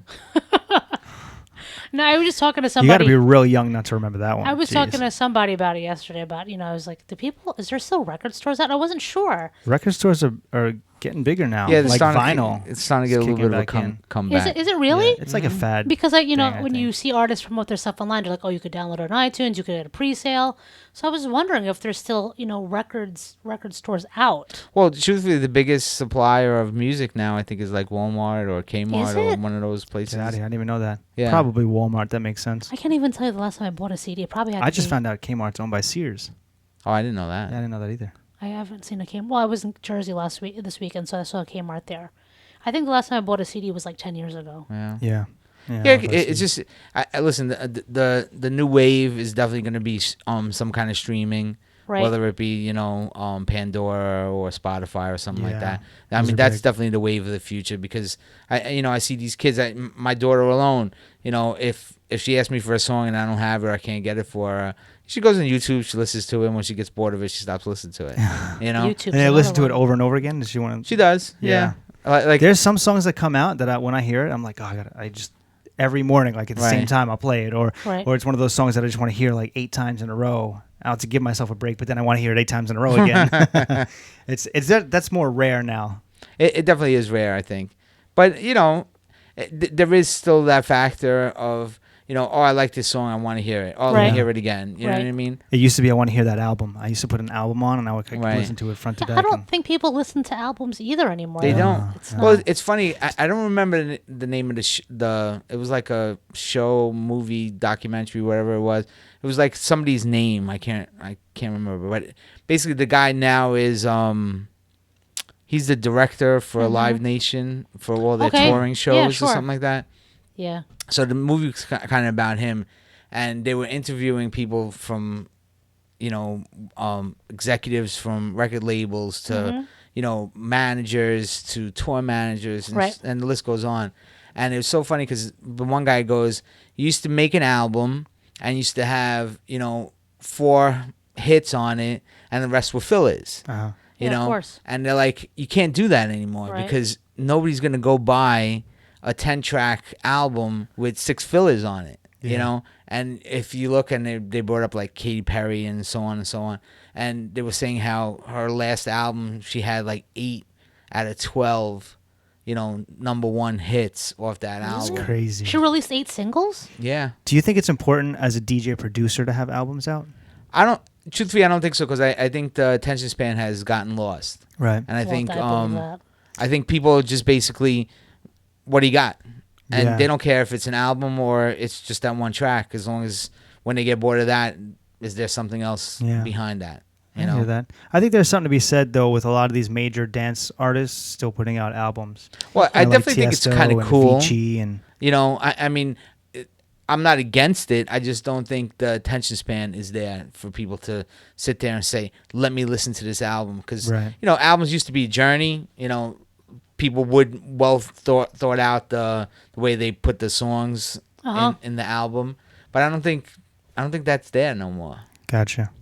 I could be wrong. Like these No, youth- I mean I agree to a certain extent. I think if you're looking on the side where it comes with like the awards, something like the Grammys, stuff Right. like that, I think it's important to, have an album presence.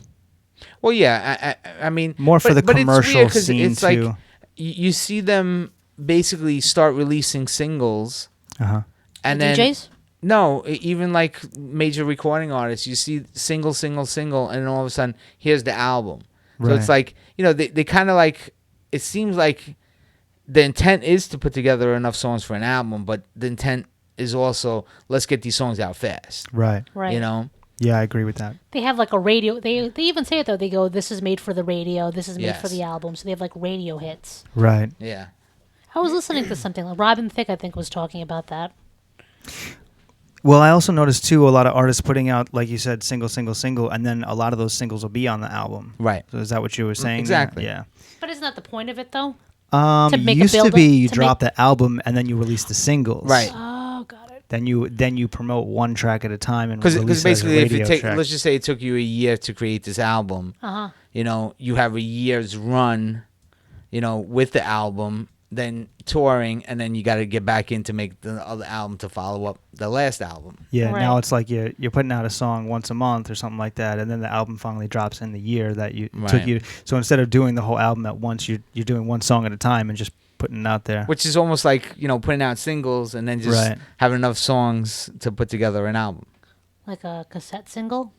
Um, $3.29 at the Wiz. The Wiz. Wow. Nobody beats the Wiz. The Wiz. I still remember. I still have some is that cassettes. It store kinda- still around? I don't know. Right? Nah. I don't No, think it so. can't be. I haven't. I mean, I think there's like FYE. I think is still out. I remember when Virgin Megastore first opened. That was a really big deal. Yeah. They opened up one in Westbury, then they opened up that big one in the city. yeah. Coconuts was open for a little. Wow. For a while. Coconuts. Wow. There's a Yeah. spot on Long Island called Looney Tunes that's actually still open. What is like a used? No, it's new. They sell a lot of new stuff and used stuff actually, but it's just a store, a music store that's been open for so many years, just independent music store. And they used to have, And it it- used to and be it's still really open. cool. They used to have like bands on tour from around the country Oh, and okay. around the world. Right. And it would be like more underground, like alternative bands and stuff like that. Right. And they would actually have them on the roof. So you can come and it would be a free concert and it would be Wow. That's outside. That's pretty cool. That is cool. Yeah, it was really cool, and everybody would be like piled up in the parking lot and stuff. And they also had like inside like signings and stuff. It was always really, like a really cool. And where is spot. this? in Long Island. It's like Babylon on Merrick Road. Wow. Yeah, shout out to Looney Tunes. Babylon. I wonder. I mean, I'm sure there's still some of those like independent record stores in the city. Well, there's a few. I feel like they're opening up more and more in again. Williamsburg now. If you go Really? around, there's a bunch of them in Bushwick. You know that's the big thing. You know they have old stuff, new stuff, but it's predominantly a lot of like older. Do you still have your record collection?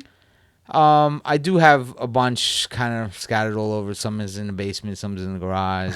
You know, It's like one of those things you won't ever like let go. that's not true because I kind of last year I started little by little. Like my wife was kind of like pushing me to clean some stuff. So Toss it out. I was just like Records. went through some of them that I kind of figured I'm probably never gonna touch or See. play. So I brought them to a couple of stores in Williamsburg. You know, to see Yeah. because they buy and sell all the time. You know, it's a good spot too. Is the thrift stores. Thrift stores I are never popping tried up that. with. Yeah. If you go to any thrift store in Manhattan right now, there's like a section with vinyl. Wow. I have It's like crazy. when I moved, I have boxes because I put all my CDs into like a book, you know, Mm-hmm. Yeah. and then I have the cases still locked up and not locked up, but in boxes in my closet. necessary. But I'm thinking, should I just get rid of the CDs? Like I don't know, and I feel like. It's almost like a nostalgic thing. I feel bad Yeah. getting rid of my CDs. But like, Like what today, am I was. they're collecting dust. Yeah. I just came Well, it's across like funny, an a Incubus fri- CD today, and I was like, oh, A friend of mine, he's actually been, you know, the last like few weeks sitting there and putting all his music from CDs, even DVDs, Right. onto his computer. yeah. You know, so this way it's there. He can pull it up anytime. That's why prime, too. I haven't bought a DVD in a long time. Everything, we watch is on demand. Yeah. Yeah. That's So you've been selling your old records to Well, different stores and I stuff? did it for a little while, and it just got to be like a little bit of a pain. Yeah. So you know, Especially the money that you paid for versus what it's well, worth now. it's not even that. I think it was just the fact of okay, let's just grab a bunch of things, bring it over there. They wanted buying like 10 out of like the 200 that you brought, really, you know, like and What do they that. give you, like $1? if even that. Wow, really? Yeah, that's just not even. That's so funny because like there was some that I got as promos that literally obviously didn't cost me $1, and then there's the other ones that had $13.99 on it, and the ones that were $13.99 the guy didn't want, and the ones that were like free promos that he was like, oh, I'll give you the, I'll take this, I'll take this, I'll take this. Go I figure. wonder how right? much they sell it for. I actually see that guy right there. Tom Cruise? Top Gun, the album. It's on record. I bought that in a thrift store a couple weeks ago in Manhattan, and I paid like $4 for it.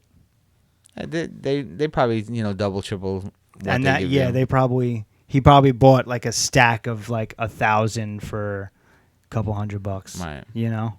That's funny because my brother like collects comic books. He's been doing it since he's a kid, and there's like he buys them for like $4, but he was saying how like comic book collectors come in, and they'll pay you like a penny per comic book, but they buy like 1,000 from you, and then they sell it. Yeah. The fuck's Does wrong he have with any people? rare ones? My brother a lot. Yeah. A lot. But the funny thing is, so since I'm a computer geek, a couple years ago he goes, there's this software online that you can get that track, because he has boxes and boxes that he couldn't even track them anymore.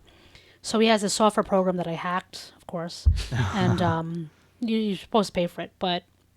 And as he gets comic books in, he takes his phone, he has it on his phone, on his computer, he scans it, and then the barcode gets onto his computer. Oh, wow. So now he knows when he goes to the store Right. What it's worth. what he could buy or what he can't buy. But before he goes into the store, also he'll look on eBay and he'll look up the grade of the comic book. So when he goes to a store and finds something he needs, he'll ask the guy first and see what they're going to price it. Then if he knows that they're pricing high, he won't buy it. Right. Right. So, see? And you only did that to try it out, and then once you realized you liked the program, you bought it. yeah. That was up to him if he bought it. Right. Right. No, but I'm a graphic designer and I'm a video editor. I buy all my programs because There you go. I have to. I'm not Right. because there's also certain things you can't get if you have the hack Correct. version. Right. Right. That's besides the point, though, and I pay for all my music. There you Well, go. it's funny, and it always makes me laugh. Somebody is willing to spend $5 for a coffee, Right, that makes no but sense to me. nobody wants to spend 99 cents, even $2 to buy a song. $12 on lunch every day. Do that 5 times a week. Lunch I Seriously. could almost let's just let that pass, but you could go to Starbucks and get a $5 $6, coffee, yeah, or go Frappuccino. to Dunkin' Donuts and pay $1 $2. or $2 for a coffee. Mm-hmm. You know, Yeah, I mean, people spend money on stupid things, so All the time. I spend It's money just on stupid that, things you know, all the time. it bothers me a little bit because they feel like it's not worth it, you know, Right. and it makes it feel like the stuff that we do, you know. I think it's totally worth it because honestly, music to me is one of the best therapies I've ever had in my life. I listen to music all day. I don't think I could function without music. I'm Yeah. one of those people who goes to the gym and has to have music, or I can't function. I have music on in the shower when I'm working. Before Do you I sing go in the to bed. shower too? It depends. Depends on what kind of mood. Depends on what the song is. It depends on Depends on how early it is. depends on what section you're lathering. Yeah, that too. Sometimes I'm feeling in a more mellow mood, so there might be some sexual music on. Sometimes I'm feeling in a really pissed off mood, so there might be a lot of rap music on. What radio station do you listen to? Hot 97. I bounce around, believe it or not. I'll listen to Hot 97, One- Z100. 105.1. No, I don't think I'll go that far. But yeah, I just bounce around. It's just Yeah. you know, Generally, you guys might laugh at me. I'm a 101.1 kind of guy. Was it Light FM? No. That is oldies. That's okay, like Billy Joel. Yeah, Billy Joel's on there too. I love that They shit. have like a big mixture. I like the Beatles. Dion and the I actually Belmonts, the Beatles. with Sirius Satellite, they have Howard Stern? that chill station. Yeah, I love chill stuff. Which is kind of cool because they play a combination of like chill house and deep house, Okay. and there's some really really cool, almost like I don't know. To me, it's relaxing. My wife told me one time I made her listen to it in the car, and she's like, "This is boring me." Did your wife meet you? Well, you have been a DJ for a long time. Yeah, So she met you as a DJ. yeah. Where did you guys meet? Actually, believe it or not, we worked across the street from each other. Interesting. Is this No. when you were managing strip clubs? No, this is way before People that. still meet in person. That's Yeah. funny. I still say it on right now with the online dating. I said people still meet in person, huh? Yeah. Yeah. So it's very Well, it all falls back to, you know, being out and enjoying the moment versus, you know, sitting home and Did you know she was the one the first time you saw her? no. No. At least you're honest. You're like, I How knew long it. did you work across the street from her before you approached her? Or did she approach you? Did you always see each other? No. Well, we did see each other, but I don't know, I think I was talking to a friend of mine and I was like, "Wow, I think this girl's really cute, you know, this that blah blah blah." And he's like, "Well, why don't you go say something?" And that's basically how it happened, you know. You know, you don't really hear stories like that anymore. I thought that girl was really cute and they ended up getting married. You don't hear Wow. that. Yes, with the baby. The new story is I met this guy online. He was a little creepy. I wasn't Yeah. too sure if I date him. I tell my girlfriend this all the time. I said, we were out one night and then there was an online dating thing and she was like, "Oh, one of the guys is next to us." I'm like, "Can you please take your location services off because now he's not gonna kill one of Right. us. He's gonna kill all six of us." Yeah. That's how creepy Right. it is. It's kind of Well, scary. the funny thing was I remember being out one day and I seen two guys sitting at a bar and they're on their phones. Now, if they kind of just would have put their phones down and turned around and looked around, there's actually a ton of girls in the place. Right. In the meantime, they're like sitting there on Tinder. Well, I mean, whatever program trying to they talk were to on, girls on you know, apps. it just it always makes me laugh. You know, listen, technology is a wonderful thing. It's wonderful, but it's not. In so many ways, it makes people kind of like crazy. Right, Yeah. because you're validated online. Yes, and you could almost be anything you want to be. You can be. Like catfish style. I'm really, I'm not It's really, kind of scary. I really don't Yeah. have any type of online presence. I'm very boring. So you kind of bounce around with the music on your. I totally bounce around Yeah. with the music. Yeah. For me, the Pandora is always on chill actually. So when Is I'm it? driving, it's mostly Chill? mostly oldies, chill out. Like I listen to more stuff like Portishead and the XX and Lulu Rouge, Okay. stuff like that. Right now, I think my Pandora's on Mumford and Sons actually. Yeah, what is Mumford and Sons? I see a lot of It's people. just a group. Yeah, it's a band. It's Band, kind of like yeah. Oh, really? yeah. I see because They're like like back to technology. Sometimes I see people like what they're listening to on Spotify. Sometimes it pops up. I guess when I'm online, it's like, oh, so and so listen to this 5 hours ago. yeah. And so I've seen that. I've seen that a lot. I've seen. Is it Hosier? I see that a lot. Hosier, Hosier, yeah. People are listening to. I watched that video once. I don't know. I don't get them. I mean, not that I don't get. I just the one church song is cool, but I don't. That's a little. I don't know. I'm It's not. a little rough. Yeah. It's a little rough. People love him though. People, whatever he's doing, keep doing it, man. Yeah. in the Good for video. Oh, it's one guy. you. Well, it's a group. It- Like yeah. in a band. I think Oh. he writes the songs. I listen to Right. Diana Ross. I think he has a There was band, but I think it's the just girl. him. What's that song? Hideaway. Oh, Kaiser? Yeah, she re-sang Take Me to Church, which was phenomenal. I Blew don't his think version I, away. I don't think I heard that. No, It's I'll have to check it out. really. It's. I Did mean, she do it as a dance mix? yes, but no. Okay. You know, I mean, I just saw Straight Outta Compton on last Monday. I heard that's a great movie. How did? I liked it. I liked it a lot, to be honest with you. I mean, I think I had higher expectations for the movie. Okay. But I can't say that I didn't enjoy it because I did. It was all unknown actors. I mean, the only person you probably noticed was Ice Cube's son because he looks just like Ice Cube. Right. Interesting. But it was a good So movie. he played Ice Cube in the He movie. played Ice Cube, yeah. Cool. So when it comes to DJing now, are you sticking away from like programs? Yeah. Again, falls back to just a flash drive with a pair of headphones what you're and sticking call with, it a huh? day. Cool, man. I mean, I try to sometimes do like edits or find some cool mashups or something like that to play. Do you do a lot of edits and mashups? Every once in a while. I mean, I don't know if it's lazy, but I almost want to work on another track instead of sit there and do a bunch of mashups or edits. Right. 'Cause What would be like good advice for you to give somebody if they're just starting out? just do what you feel. You know what I mean?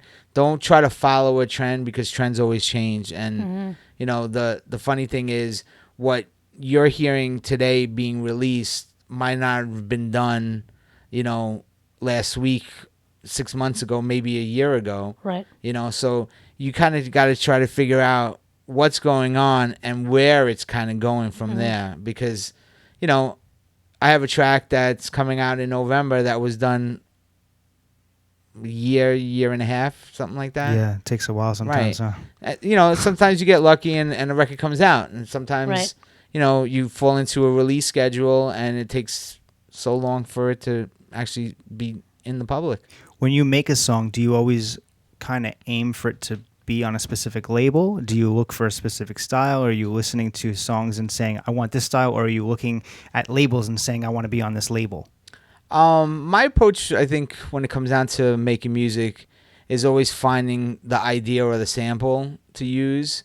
And then I think once you kind of start putting some stuff together, and this, John, you put in a bass line, you play it like this way or that way, all of a sudden the whole feel and the direction of the record change. So completely different. I always tend to let whatever idea or sample or vocal or something like that kind of guide me in the direction of where I'm going with the track. And I guess if you listen to some of my stuff, you'll hear it's a little bit of this, a little bit of that, and there's a little bit of a bounce. It's all within that same genre, but it's kind of like it bounces around a little bit. Yeah. And you're on so many major dance labels from around the world, a lot in the UK, like Toolroom and stuff. So when you how do you get on these labels? Are you contacting them yourself, or are you going through friends, or there's people hitting you up, or is it like a combination? Most of the times I try to do it myself, and it's just a cool accomplishment when I do get it. Toolroom, I think I had the email that I was sending to, but then last year when I met Pete, who's the main A&R guy, and even Mark, who owns the label, they basically said, just send us the stuff, and if we don't respond back to you, send me another email, remind me.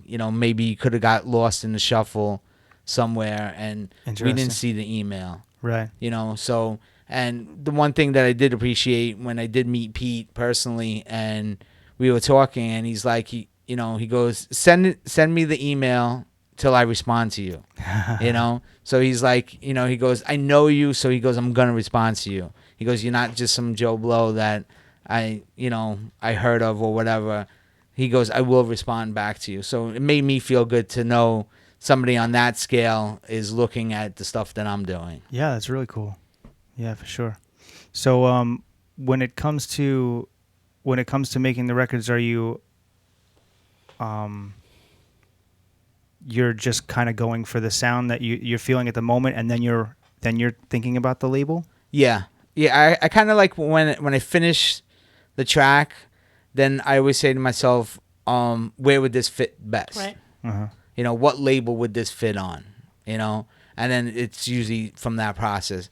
One approach one time, when me and my friend Joe did a record together, we kind of like, who would we like to play this record, you know? And then when we kind of finished up the record, and we were like, all right, well, you know, if this feels like this guy or that guy will play it, so let's see what kind of other stuff and what labels that he's playing from, and that's how we determine what label to send it to. Gotcha.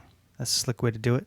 It's just, you know, different approaches. I don't know if it's good or bad, and it works for me, you know, and that's how I've just been trying and doing it. Yeah. Is there any labels that you want to be on that you haven't yet? I'd love to have a track on Spinnin', you know, just because of where they are and how strong of a you know, grasp in the public that they have. Mm-hmm. You know, I've never been on Stereo, but it'd be kind of cool to have a record on Truth and Symbiosis. I'm actually surprised label. that you haven't. I never felt like I had anything that truly fit them. Okay. You know, and I'm a firm believer. Don't send your stuff out to everybody. Send it to the people that it sounds closest to. Right. You know, because you're not only wasting your time, but you're wasting their time. And then maybe, you know, you don't want to get somebody that every time you send them something, they question why'd you send it to them. So maybe then they stop opening your emails and stuff. So. By the time you have that fourth, fifth one that you send them, and it's really their style, they're not even looking at you no more. Right.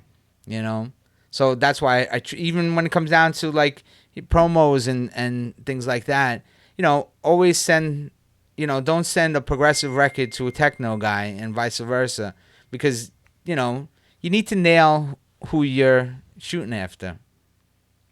I agree with that. That makes total sense. Yes. There's a lot of these labels, isn't there? Oh, there's thousands. So it's crazy. And there's so many guys now that it's like, you know, oh, I can't get my records out, so let me start a label. And is that what they do? Well, I've seen quite a few people that have done that. You know, even guys that kind of like hit me up and like, can you do an EP for us? And I'm like, why? You know, and well, that's why I don't even ask them. I'm afraid to ask them. But nice. I mean, I started messing with you know, music production and stuff, and I wanted to get the music out there, and I started looking into like all the different scenarios with the different labels, and I just felt like starting a label was not just to get the music out there, but it was more to start a family. It was I love when guys start a label for the right reason. Where I see so many guys, they start a label because they can't get their own stuff out. Okay. Then once they start getting their stuff out, all of a sudden they forget about their label and they're trying to get on all these other labels. Yeah. Right. You know, it's, if you're going to start something, follow through. You know, do it strongly. That's true. Why do you think Toolroom is Toolroom? Why do you think Subliminal was Subliminal? Because everything that they did for that label. Yeah. And they, you know, not only did they grow themselves, but they grew the label. And that's why, you know, so many guys want to be a part of it. Right. You know, just recently I did a track that Mjuzieek was signing for 1605. And then they wound up not taking the track because of he wanted to concentrate on releasing his own material on the label. That's good. You know? Yeah, I dig that. Right. That's cool. So you got to have respect for that. Yeah. Huh. I'm just trying to grasp all this stuff that you guys are talking about. All these labels, all these different sounds. I honestly can't even tell the difference sometimes between the music. I mean, I'm starting to get it. But, I mean... Well, listen, at the end of the day, if it moves you, it moves you, you know? Yeah, I mean, I just listen to this because of, you know, him. All right. I try my best. I'm forcing her. No, I try my best to, listen to everything. I'm not one like you. I'm not one of those people who just, I mean, obviously I listen to more rap music than anything else, but I listen. I listen to everything. There's nothing wrong with rap music. I love rap. Yeah. I love producing hip hop too. Really? Yeah. Well, I mean, I don't know. I've never heard you produce rap. I mean, I'm sure you do. I'll play some hip hop stuff for you sometime. You really don't have to, but I'm just I'm actually working on a crossover track right now, which is a very dance, like very housey. Crossover meaning? Well, I have hip hop artists on it. And your label I have too? 4 hip hop artists rapping? on the rapping on the track, and it's a house track. So tell me more so about crossover this. would be like crossing between different genres. Yeah. And when is this 80 thing again? October what? Was it like second, the third 13th week through something the like 19th or something like that? Sure. Yeah, Or 14th through the 19th? That's Something a like pretty. that. That's a pretty dope time span thank to you. listen to a lot of music and have fun. Yeah. And to explore. And you're Gives going to you enough that time to you're going explore that and ch- network. You're And going to that church place again, right? Well, we're playing at church, We're right? playing at church. Extremely- We actually will be playing at church together. That extremely gay club that you guys are talking about. No, I didn't. For sure. Manny was saying that. I'm not trying to call anyone gay. No, there's nothing wrong with being gay anyway. But just like so. openly sexual. There's a lot of men with their penises hanging out. Right? Yeah, it gets a little crazy there. Yeah. I'm not. Yeah. You've been to church, Mike. You played there before. Yeah, I played last August, and I Yeah. played there again. Do the men hit on you there? They have to. No, actually, I didn't see anybody like being forceful like that. No, I didn't even You get know? hit on when I was there. Oh, really? Yeah. Didn't one of your friends get slapped by someone's dick? Whoa. Yeah, that was a Mike incident. Yeah. Yeah. So I was saying, yeah. So it does get a little crazy in there. It just doesn't happen to everyone. You know, Ye- listen, I guess it maybe depends. it's where you are in the club. Yeah. You know, that He that put could- himself He in was that standing right in position. front of the DJ booth, and some guy went to walk past the DJ booth downstairs, Mm-hmm. and he was wearing nothing but tube socks. And Mike was standing there with a beer, and all of a sudden he sees the guy, and I guess Mike must have had a face of shock too, because the guy probably He felt saw the that vibe. fear Yeah. or something. You know what I mean? Like he wasn't comfortable, so he was like, "All right." So he just kind of did a little pivot and smacked him. Well, on his way listen, by. I have friends of mine that are gay. Their ultimate goal was to make straight guys feel as uncomfortable as they possibly Yeah, can. I've heard of that. you Yeah. know? And I remember one that literally would bother you so much till you couldn't deal with it, and then That you will have to walk away from them. yeah, and then he would be like, "All right, I'm just playing around with you." That's mean. Yeah. It is, but it's very comical with other people around. It's that Right, yeah, it's a comical. lot. It's a lot knows what it's a lot- he's doing. Yeah, it's fun that Yeah. he's doing that. Man, It's not fun for the person that's being. It's getting harassed. It wasn't fun for Right. Mike. And then after that was the incident where I was actually up top with a friend Mm-hmm. on the second floor, and the second floor is kind of like a full balcony. Like you can, and almost no matter where you are on that second floor, you can look down and see the main dance floor. And where I was just above the DJ booth where Mike was standing, and I had my beer, and the Condensation. the condensation just kind of leaked off and dripped. Your friend just had a and really bad landed night. right on his face. This guy's a DJ too. No, Mike, he's not a DJ. I want to go. I'm so damn jealous. Oh, I'm not even. You said October. I won't even be here. I'll be doing something a lot more fun. Where you going? Yeah, where? No, I'm attending a gala October 14th. Excuse us. 'Cause it's expensive. A lot more fun Black than tie? Amsterdam. Yeah, Mm. the dress was Please. expensive. It's Do we get to see this dress? I think we should have to approve. Or at least like a picture or something. So we Yeah, can I'm kinda- sure it'll be on Facebook. I don't have a picture of it now, but yeah. I thought you don't post on Facebook. Like I don't, but I Are have. we Facebook friends or no? I think I tried to request you. Okay. I'm gonna request you now. Are you going to accept it? Of course. I think I'm you gonna- should accept it. I'm gonna feel really offended if you don't. No. No, I mean it's a black tie affair, so everybody has to be dressed up. There's a lot of rich people there that I'll be considered poor standing next to, but it's for a good cause. I try to do them a couple times a year. I have to be completely covered up so none of my tattoos show. Oh wow, now. why? Do you have any tattoos, Mike? No, I don't. It's black tie. No, you ever think about getting tattoos? I did, but I was never a huge fan of Yeah. of the pain, I guess. Like So a I kinda- turntable right in your neck, right Nah, here. I kind of don't know. I like ink. No, listen. I think it's great, and I think there's a true art form in it. Mhm. And the ones that look like they're put together really well versus like the ones that have like one thing here, one thing there, and it's like Sure. all over the place. Uh-huh. Those are the ones that I kind of like. That looks a little tacky. Yeah, yeah. You know? But now that I'm thinking about it, I think I'd rather go to Amsterdam than go to this. So come to Amsterdam. I can't. I mean, I already paid. Send a for- replacement. The, already o- paid the for only ticket. thing, getting back to the tattoos, Yeah. I saw a lady, she was probably like 60s, maybe 70s. Yeah. And it's very awkward looking when they're at that age. And Yeah. the skin's like kind of hanging and it's all wait. wrinkly and stuff like It's that. attractive. Can't That wait that was the only thing that was kind of like, really, that's what it's going to look like, you know? That's what it's gonna look like when I'm 60. Lovely. I mean, I don't regret anything I put on my body. There's better. I have. Are there some better choices I probably should have made when I was 18? Probably. Yeah. But Well, I don't know. I don't think I know any anybody that past that age that doesn't regret doing certain No, things. because the thing is, I'm very very heavily tattooed. You just can't tell because I'm covered up, and I see a lot of these young kids that go there and they get the dumbest things, and I'm like, don't make that mistake, you know. Right. Like, people still get tribal tattoos. I thought that shit went out when I was getting it done. People still get it, and they're serious. Yeah. And they're serious, and they get Chinese symbols, and they're fucking serious. No, it makes a lot of sense that you shouldn't. It's like, you know, let's just get that thing tattooed to me, or, you know. And I am one of the first people to admit that I have a tramp stamp, and I have no idea why I have one. Because it's cool. Because it was cool. Not because you're a tramp, though. No, just Not recently. Like, I have my tongue pierced, and I go to my friend. I go, do people still get this done? The ones that I see that are a little strange now are the ones where they're like Yeah, getting it's them like their two face. right here, Yeah. one on each side, almost like it's dimples. But I saw one girl with they were like huge the other day.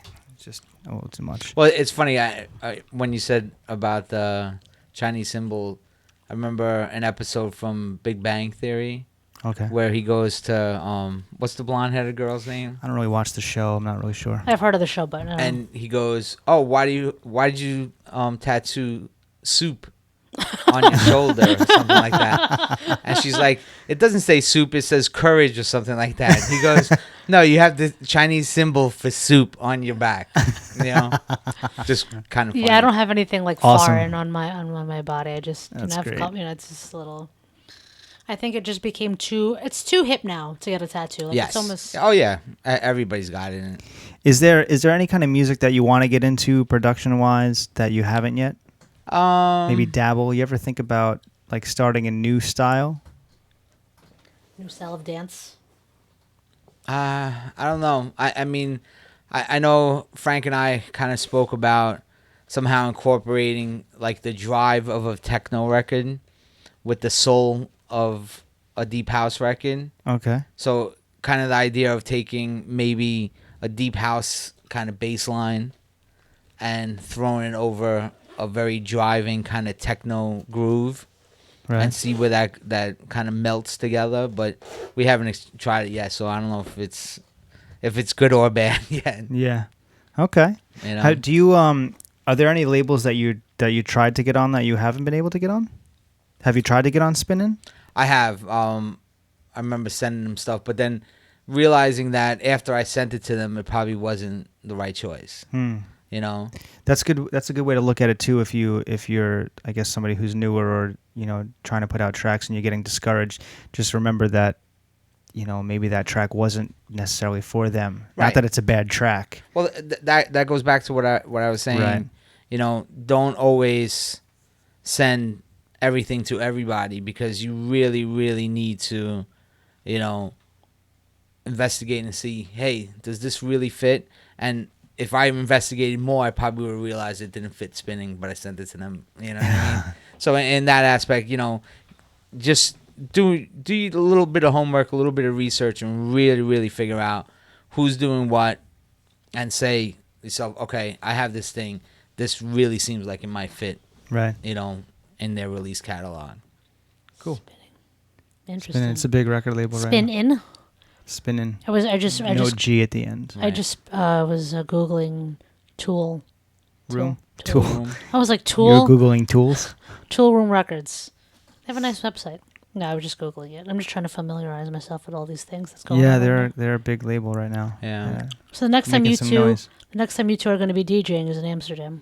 Together, yes. Next time we're going to be together, yeah. He Yeah. DJs all the time. I as well DJ all the time. So. I was going to say maybe if you guys were together, I'd probably go. Maybe this. Well, time. Well, you should. But you're coming to Amsterdam now, right? You said you're ditching that party. I let everybody down that I said I was going to go see. I have to see if we can get Mike back at Iron Bar maybe sometime. yeah. I kind of want to go there to eat too. I'm not going to lie. The food is amazing. It I haven't really is eaten. good food. Next It's time I great gotta food. try to get there early and we'll have. I was going to say, how do you have time to bite. eat? Shouldn't you be working right away? Well, no, ye- but if he goes earlier, he Yeah. will probably got eat it. something. I can't eat food. I know the DJ. Well, do Jeez. you ever eat after? No, right? The kids just closed by then, probably. No, the kitchen's open pretty late. Actually, the party we start at 8:00 now and we go till 2. Oh, okay. So they stay open later now. But What happens after 2? they you put there? on like an iPod thing. Oh, then that's... But the main, because it's like an after work thing, So from 8 to 2 was like the after work crowd. Do you get people like in ties and stuff? Yeah, a lot.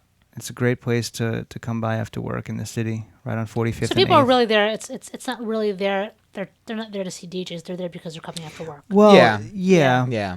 So and I the play whole a- idea of I think a DJ is to keep them there, right? Yeah, Yeah, it yeah. definitely the crowd has definitely built since then, and since I started there, and they stay longer and later. Where they would come in for like a drink, now they come in for a drink and eat and stay for hookah. You know what I mean? So Oh, there's hookah there. yeah, there's hookah too. So Is it craft beers? oh yeah, they have a lot of draft beers. No, and stuff. craft Well, beers. yeah, too. Yeah, but they that's- have a lot that's- of draft beers as well. That's when so. it becomes wild. People start taking off their ties and start talking about how much they hate their job. That's the crowd that you guys cater to. That's that time. That's the time that I go. Well, it's a Thursday night. You know, it's right in Midtown. It's a good after work crowd, and we get people up and dancing and hanging out and sticking around and smoking the hookah. So it's Yeah, a that good night it's a good Harry, vibe. Harry and I covered for John. It was packed. I never seen it that busy there. Yeah, Yeah? it gets slammed sometimes. Yeah. Too, yeah. I know the DJ. That's the only time I'm going. If I don't know you, I'm not Come going. through. If it's I've- not me, it might play. There you go. We'll hang out and have a drink together. Do you have any Yeah. other good advice for somebody? DJs that are in the game now that have been around for a while, As far as DJing, DJing. I think now more so than at any time before, you got to create a team. Create a team. Keep the family strong. No, I don't mean so much like that. I think that's the best approach if everybody kind of collaborated together, not in the sense that, you know, oh, we got a DJ together or something like that. But as long as, you know, there's a small little clique, everybody looked out for each other. Right. I mean, if you look throughout the world, that's what all those guys do. Yeah. We're the ones Right. for some reason kind of like, well, I want to be the guy that's first, and why is my name last, and so on, that people Right. kind of like tend to be, Names bigger than other names, Right. and you know, whereas they're not looking at a bigger picture in the sense that, you know, if I grow, we grow. You know, if he Yeah, grows, that's we grow. little You know, selfish. yeah. yeah, and you know, people tend not to do that as much. At least here that I've seen it. You know, I hear It's a little bit more difficult. I here hear for the some stories reason. that, you know, it happens like that a lot of different places. We just don't, you know, physically see it. Right. But as far as I think, you know, if you're a new DJ starting out today, grow a little team for yourself, promoter wise. You know, be able to start your own party. Don't worry about playing the hottest club because they're never going to stick you in the main room. They're going to stick you in the basement somewhere, you know, or on a roof or something like that where nobody's even going to care that you're there. You know, start a little team, start your own parties, and Right. these people will come find you, you know. Mhm. That's the one thing I got to admit about Rob Fernandez. You know, he always knew what was going on, who was kind of, you know, doing stuff. You know, unfortunately, he's not with us no more. But, Yeah. you know, God bless him. whoever steps in his shoes got big shoes to fill. Huge. Rob for sure. Fernandez, who's this guy? He was probably one of the biggest, you know, New York City promoters. Wait, I think I probably saw something on this on Facebook. I had to. Yeah, Did Manny post something? I Manny think did everybody as well, posted. yeah. You know? Everybody. I mean, I'm posted not something. friends with all the DJs, so I'm pretty sure. I'm sure. He was such a crucial part of New York City. Yeah, I saw nightlife. it then. Yeah, then I saw it. Yeah, it's kind of difficult Yeah. not to. I know, I saw it then. It sounded familiar. That's why I was like, huh. Yeah. Now that I'm friends with you on Facebook, if you accepted it, I can see what you're doing. I can stalk your page and be annoying Yeah, she's a bit of a stalker. That's okay. Be careful. every day. That's what I do as soon as I wake up. Is go on Facebook. But it's cool, man. Hey, thank you very much for coming down. I really listen, appreciate thanks your for having time. me. You know, just quite fun, enjoyable. Any more secrets you could Thank you. snap out to us before What? I name it. I'll try. we? You know. Production secrets? Anything? You've taught me so much just working with you on tracks, like some of the techniques and the plugins. I still use some of the plugins that you showed me. I and- mean, like I said, plugins. You know, as far as I'm a fan of the Isotope. I love the Own Boys delay. I do like a lot of the stuff that Logic has with their compressors and EQs and things like that. So one of the guys that I know always opened up his last project and started with that. Do you start a new fresh project Yeah. every time you do a song? Yeah, for the most part. I might use like the same kick drum, or I might take like an effect or something like that. Yeah. But very rare. Like I made my own like loop folder in Right. essence, where it has like a few different kicks that I used, a few different hats, some effects. Yeah. And anytime like, oh, I need a hat, let me just go to that folder and pull something out. So That's this way cool. I'm not constantly searching Stuff for that you've something. tweaked already that you know you Yeah, like it and exactly. it's your style, and then you kind of bounce it Exactly. out and just save that one stem. Yeah, that's cool, man. So You know, We should- another great thing is, you know, compare your track to something else that you know sounds great. yeah, You know, and when I say sounds great, you know, on an iPod, on a laptop, in your car, on studio speakers, because everywhere is going to sound different. So once you find something that you know sounds really, really good, you know, compare that and say, Yeah. oh, I'm much lower, that's much louder, the kick is better, you know, whatever. right. You know, Get as an long as idea how you, to- you have a little bit of a reference to kind of guide you, you know, so you have an idea of, oh, okay, I need it to sound better, or I Yeah. need to do this, I need to do that. I'd say that's one of the major things that I always stuck away from doing for a long time, because I always felt like I would be copying somebody or cheating and stuff like that. Copying is a whole nother story. Well, you know? I mean, even just pulling in like the sound and just trying to match, like I felt like I needed to do it on my own, which was the stupidest thing ever. Right. Because once I started pulling in tracks and trying to match, like, okay, well, this kick drum's hitting harder. You know, this is the Right. kind of style I want to reach, so I have to make my kick drum hit harder. Or it's not as wide, or it's Right. too sharp. You know what I mean? So it's a great way to really Yeah. bring your production up to the next level, Yeah. for sure. That's cool. A lot of great. No, I'm Tips and saying tricks. before we go, where can people find you? Well, you can find me on SoundCloud, which is just Mike Ivy. On Facebook as DJ Mike Ivy, Instagram as DJ Mike Ivy, and Twitter as well. Yes. Yeah. Easy to remember. Yeah. Right. So the only one is SoundCloud. That's minus the DJ. And he does have a website too. It's djmikeivy.com. There you go. Yeah. Where to find Mike Ivy? Check him out on tour. Check him out in gave you enough in to- the stores. enough Where Beatport, is Waldo? Beatport, iTunes, Traxsource. Oh yes, yeah. I mean, again, if you go to Beatport, just type in Mike Ivy, and all the tracks will pop up that have recently been released. Okay. You Cool. update that often. Well, that's updated from them. Okay. Yeah. So as soon as the release drops, it'll be up on. Right. Oh, okay. That makes Resident Advisor, you know, you'll see it. All right. I mean, there's numerous other things. Cool. Thank you very much, Mike Ivy, Well, for thank coming you. down. It was Thank a great you. pleasure. Always a pleasure. My pleasure. Such a sweetheart, this guy. Very nice time. Cool, man. Thanks again. Thank you.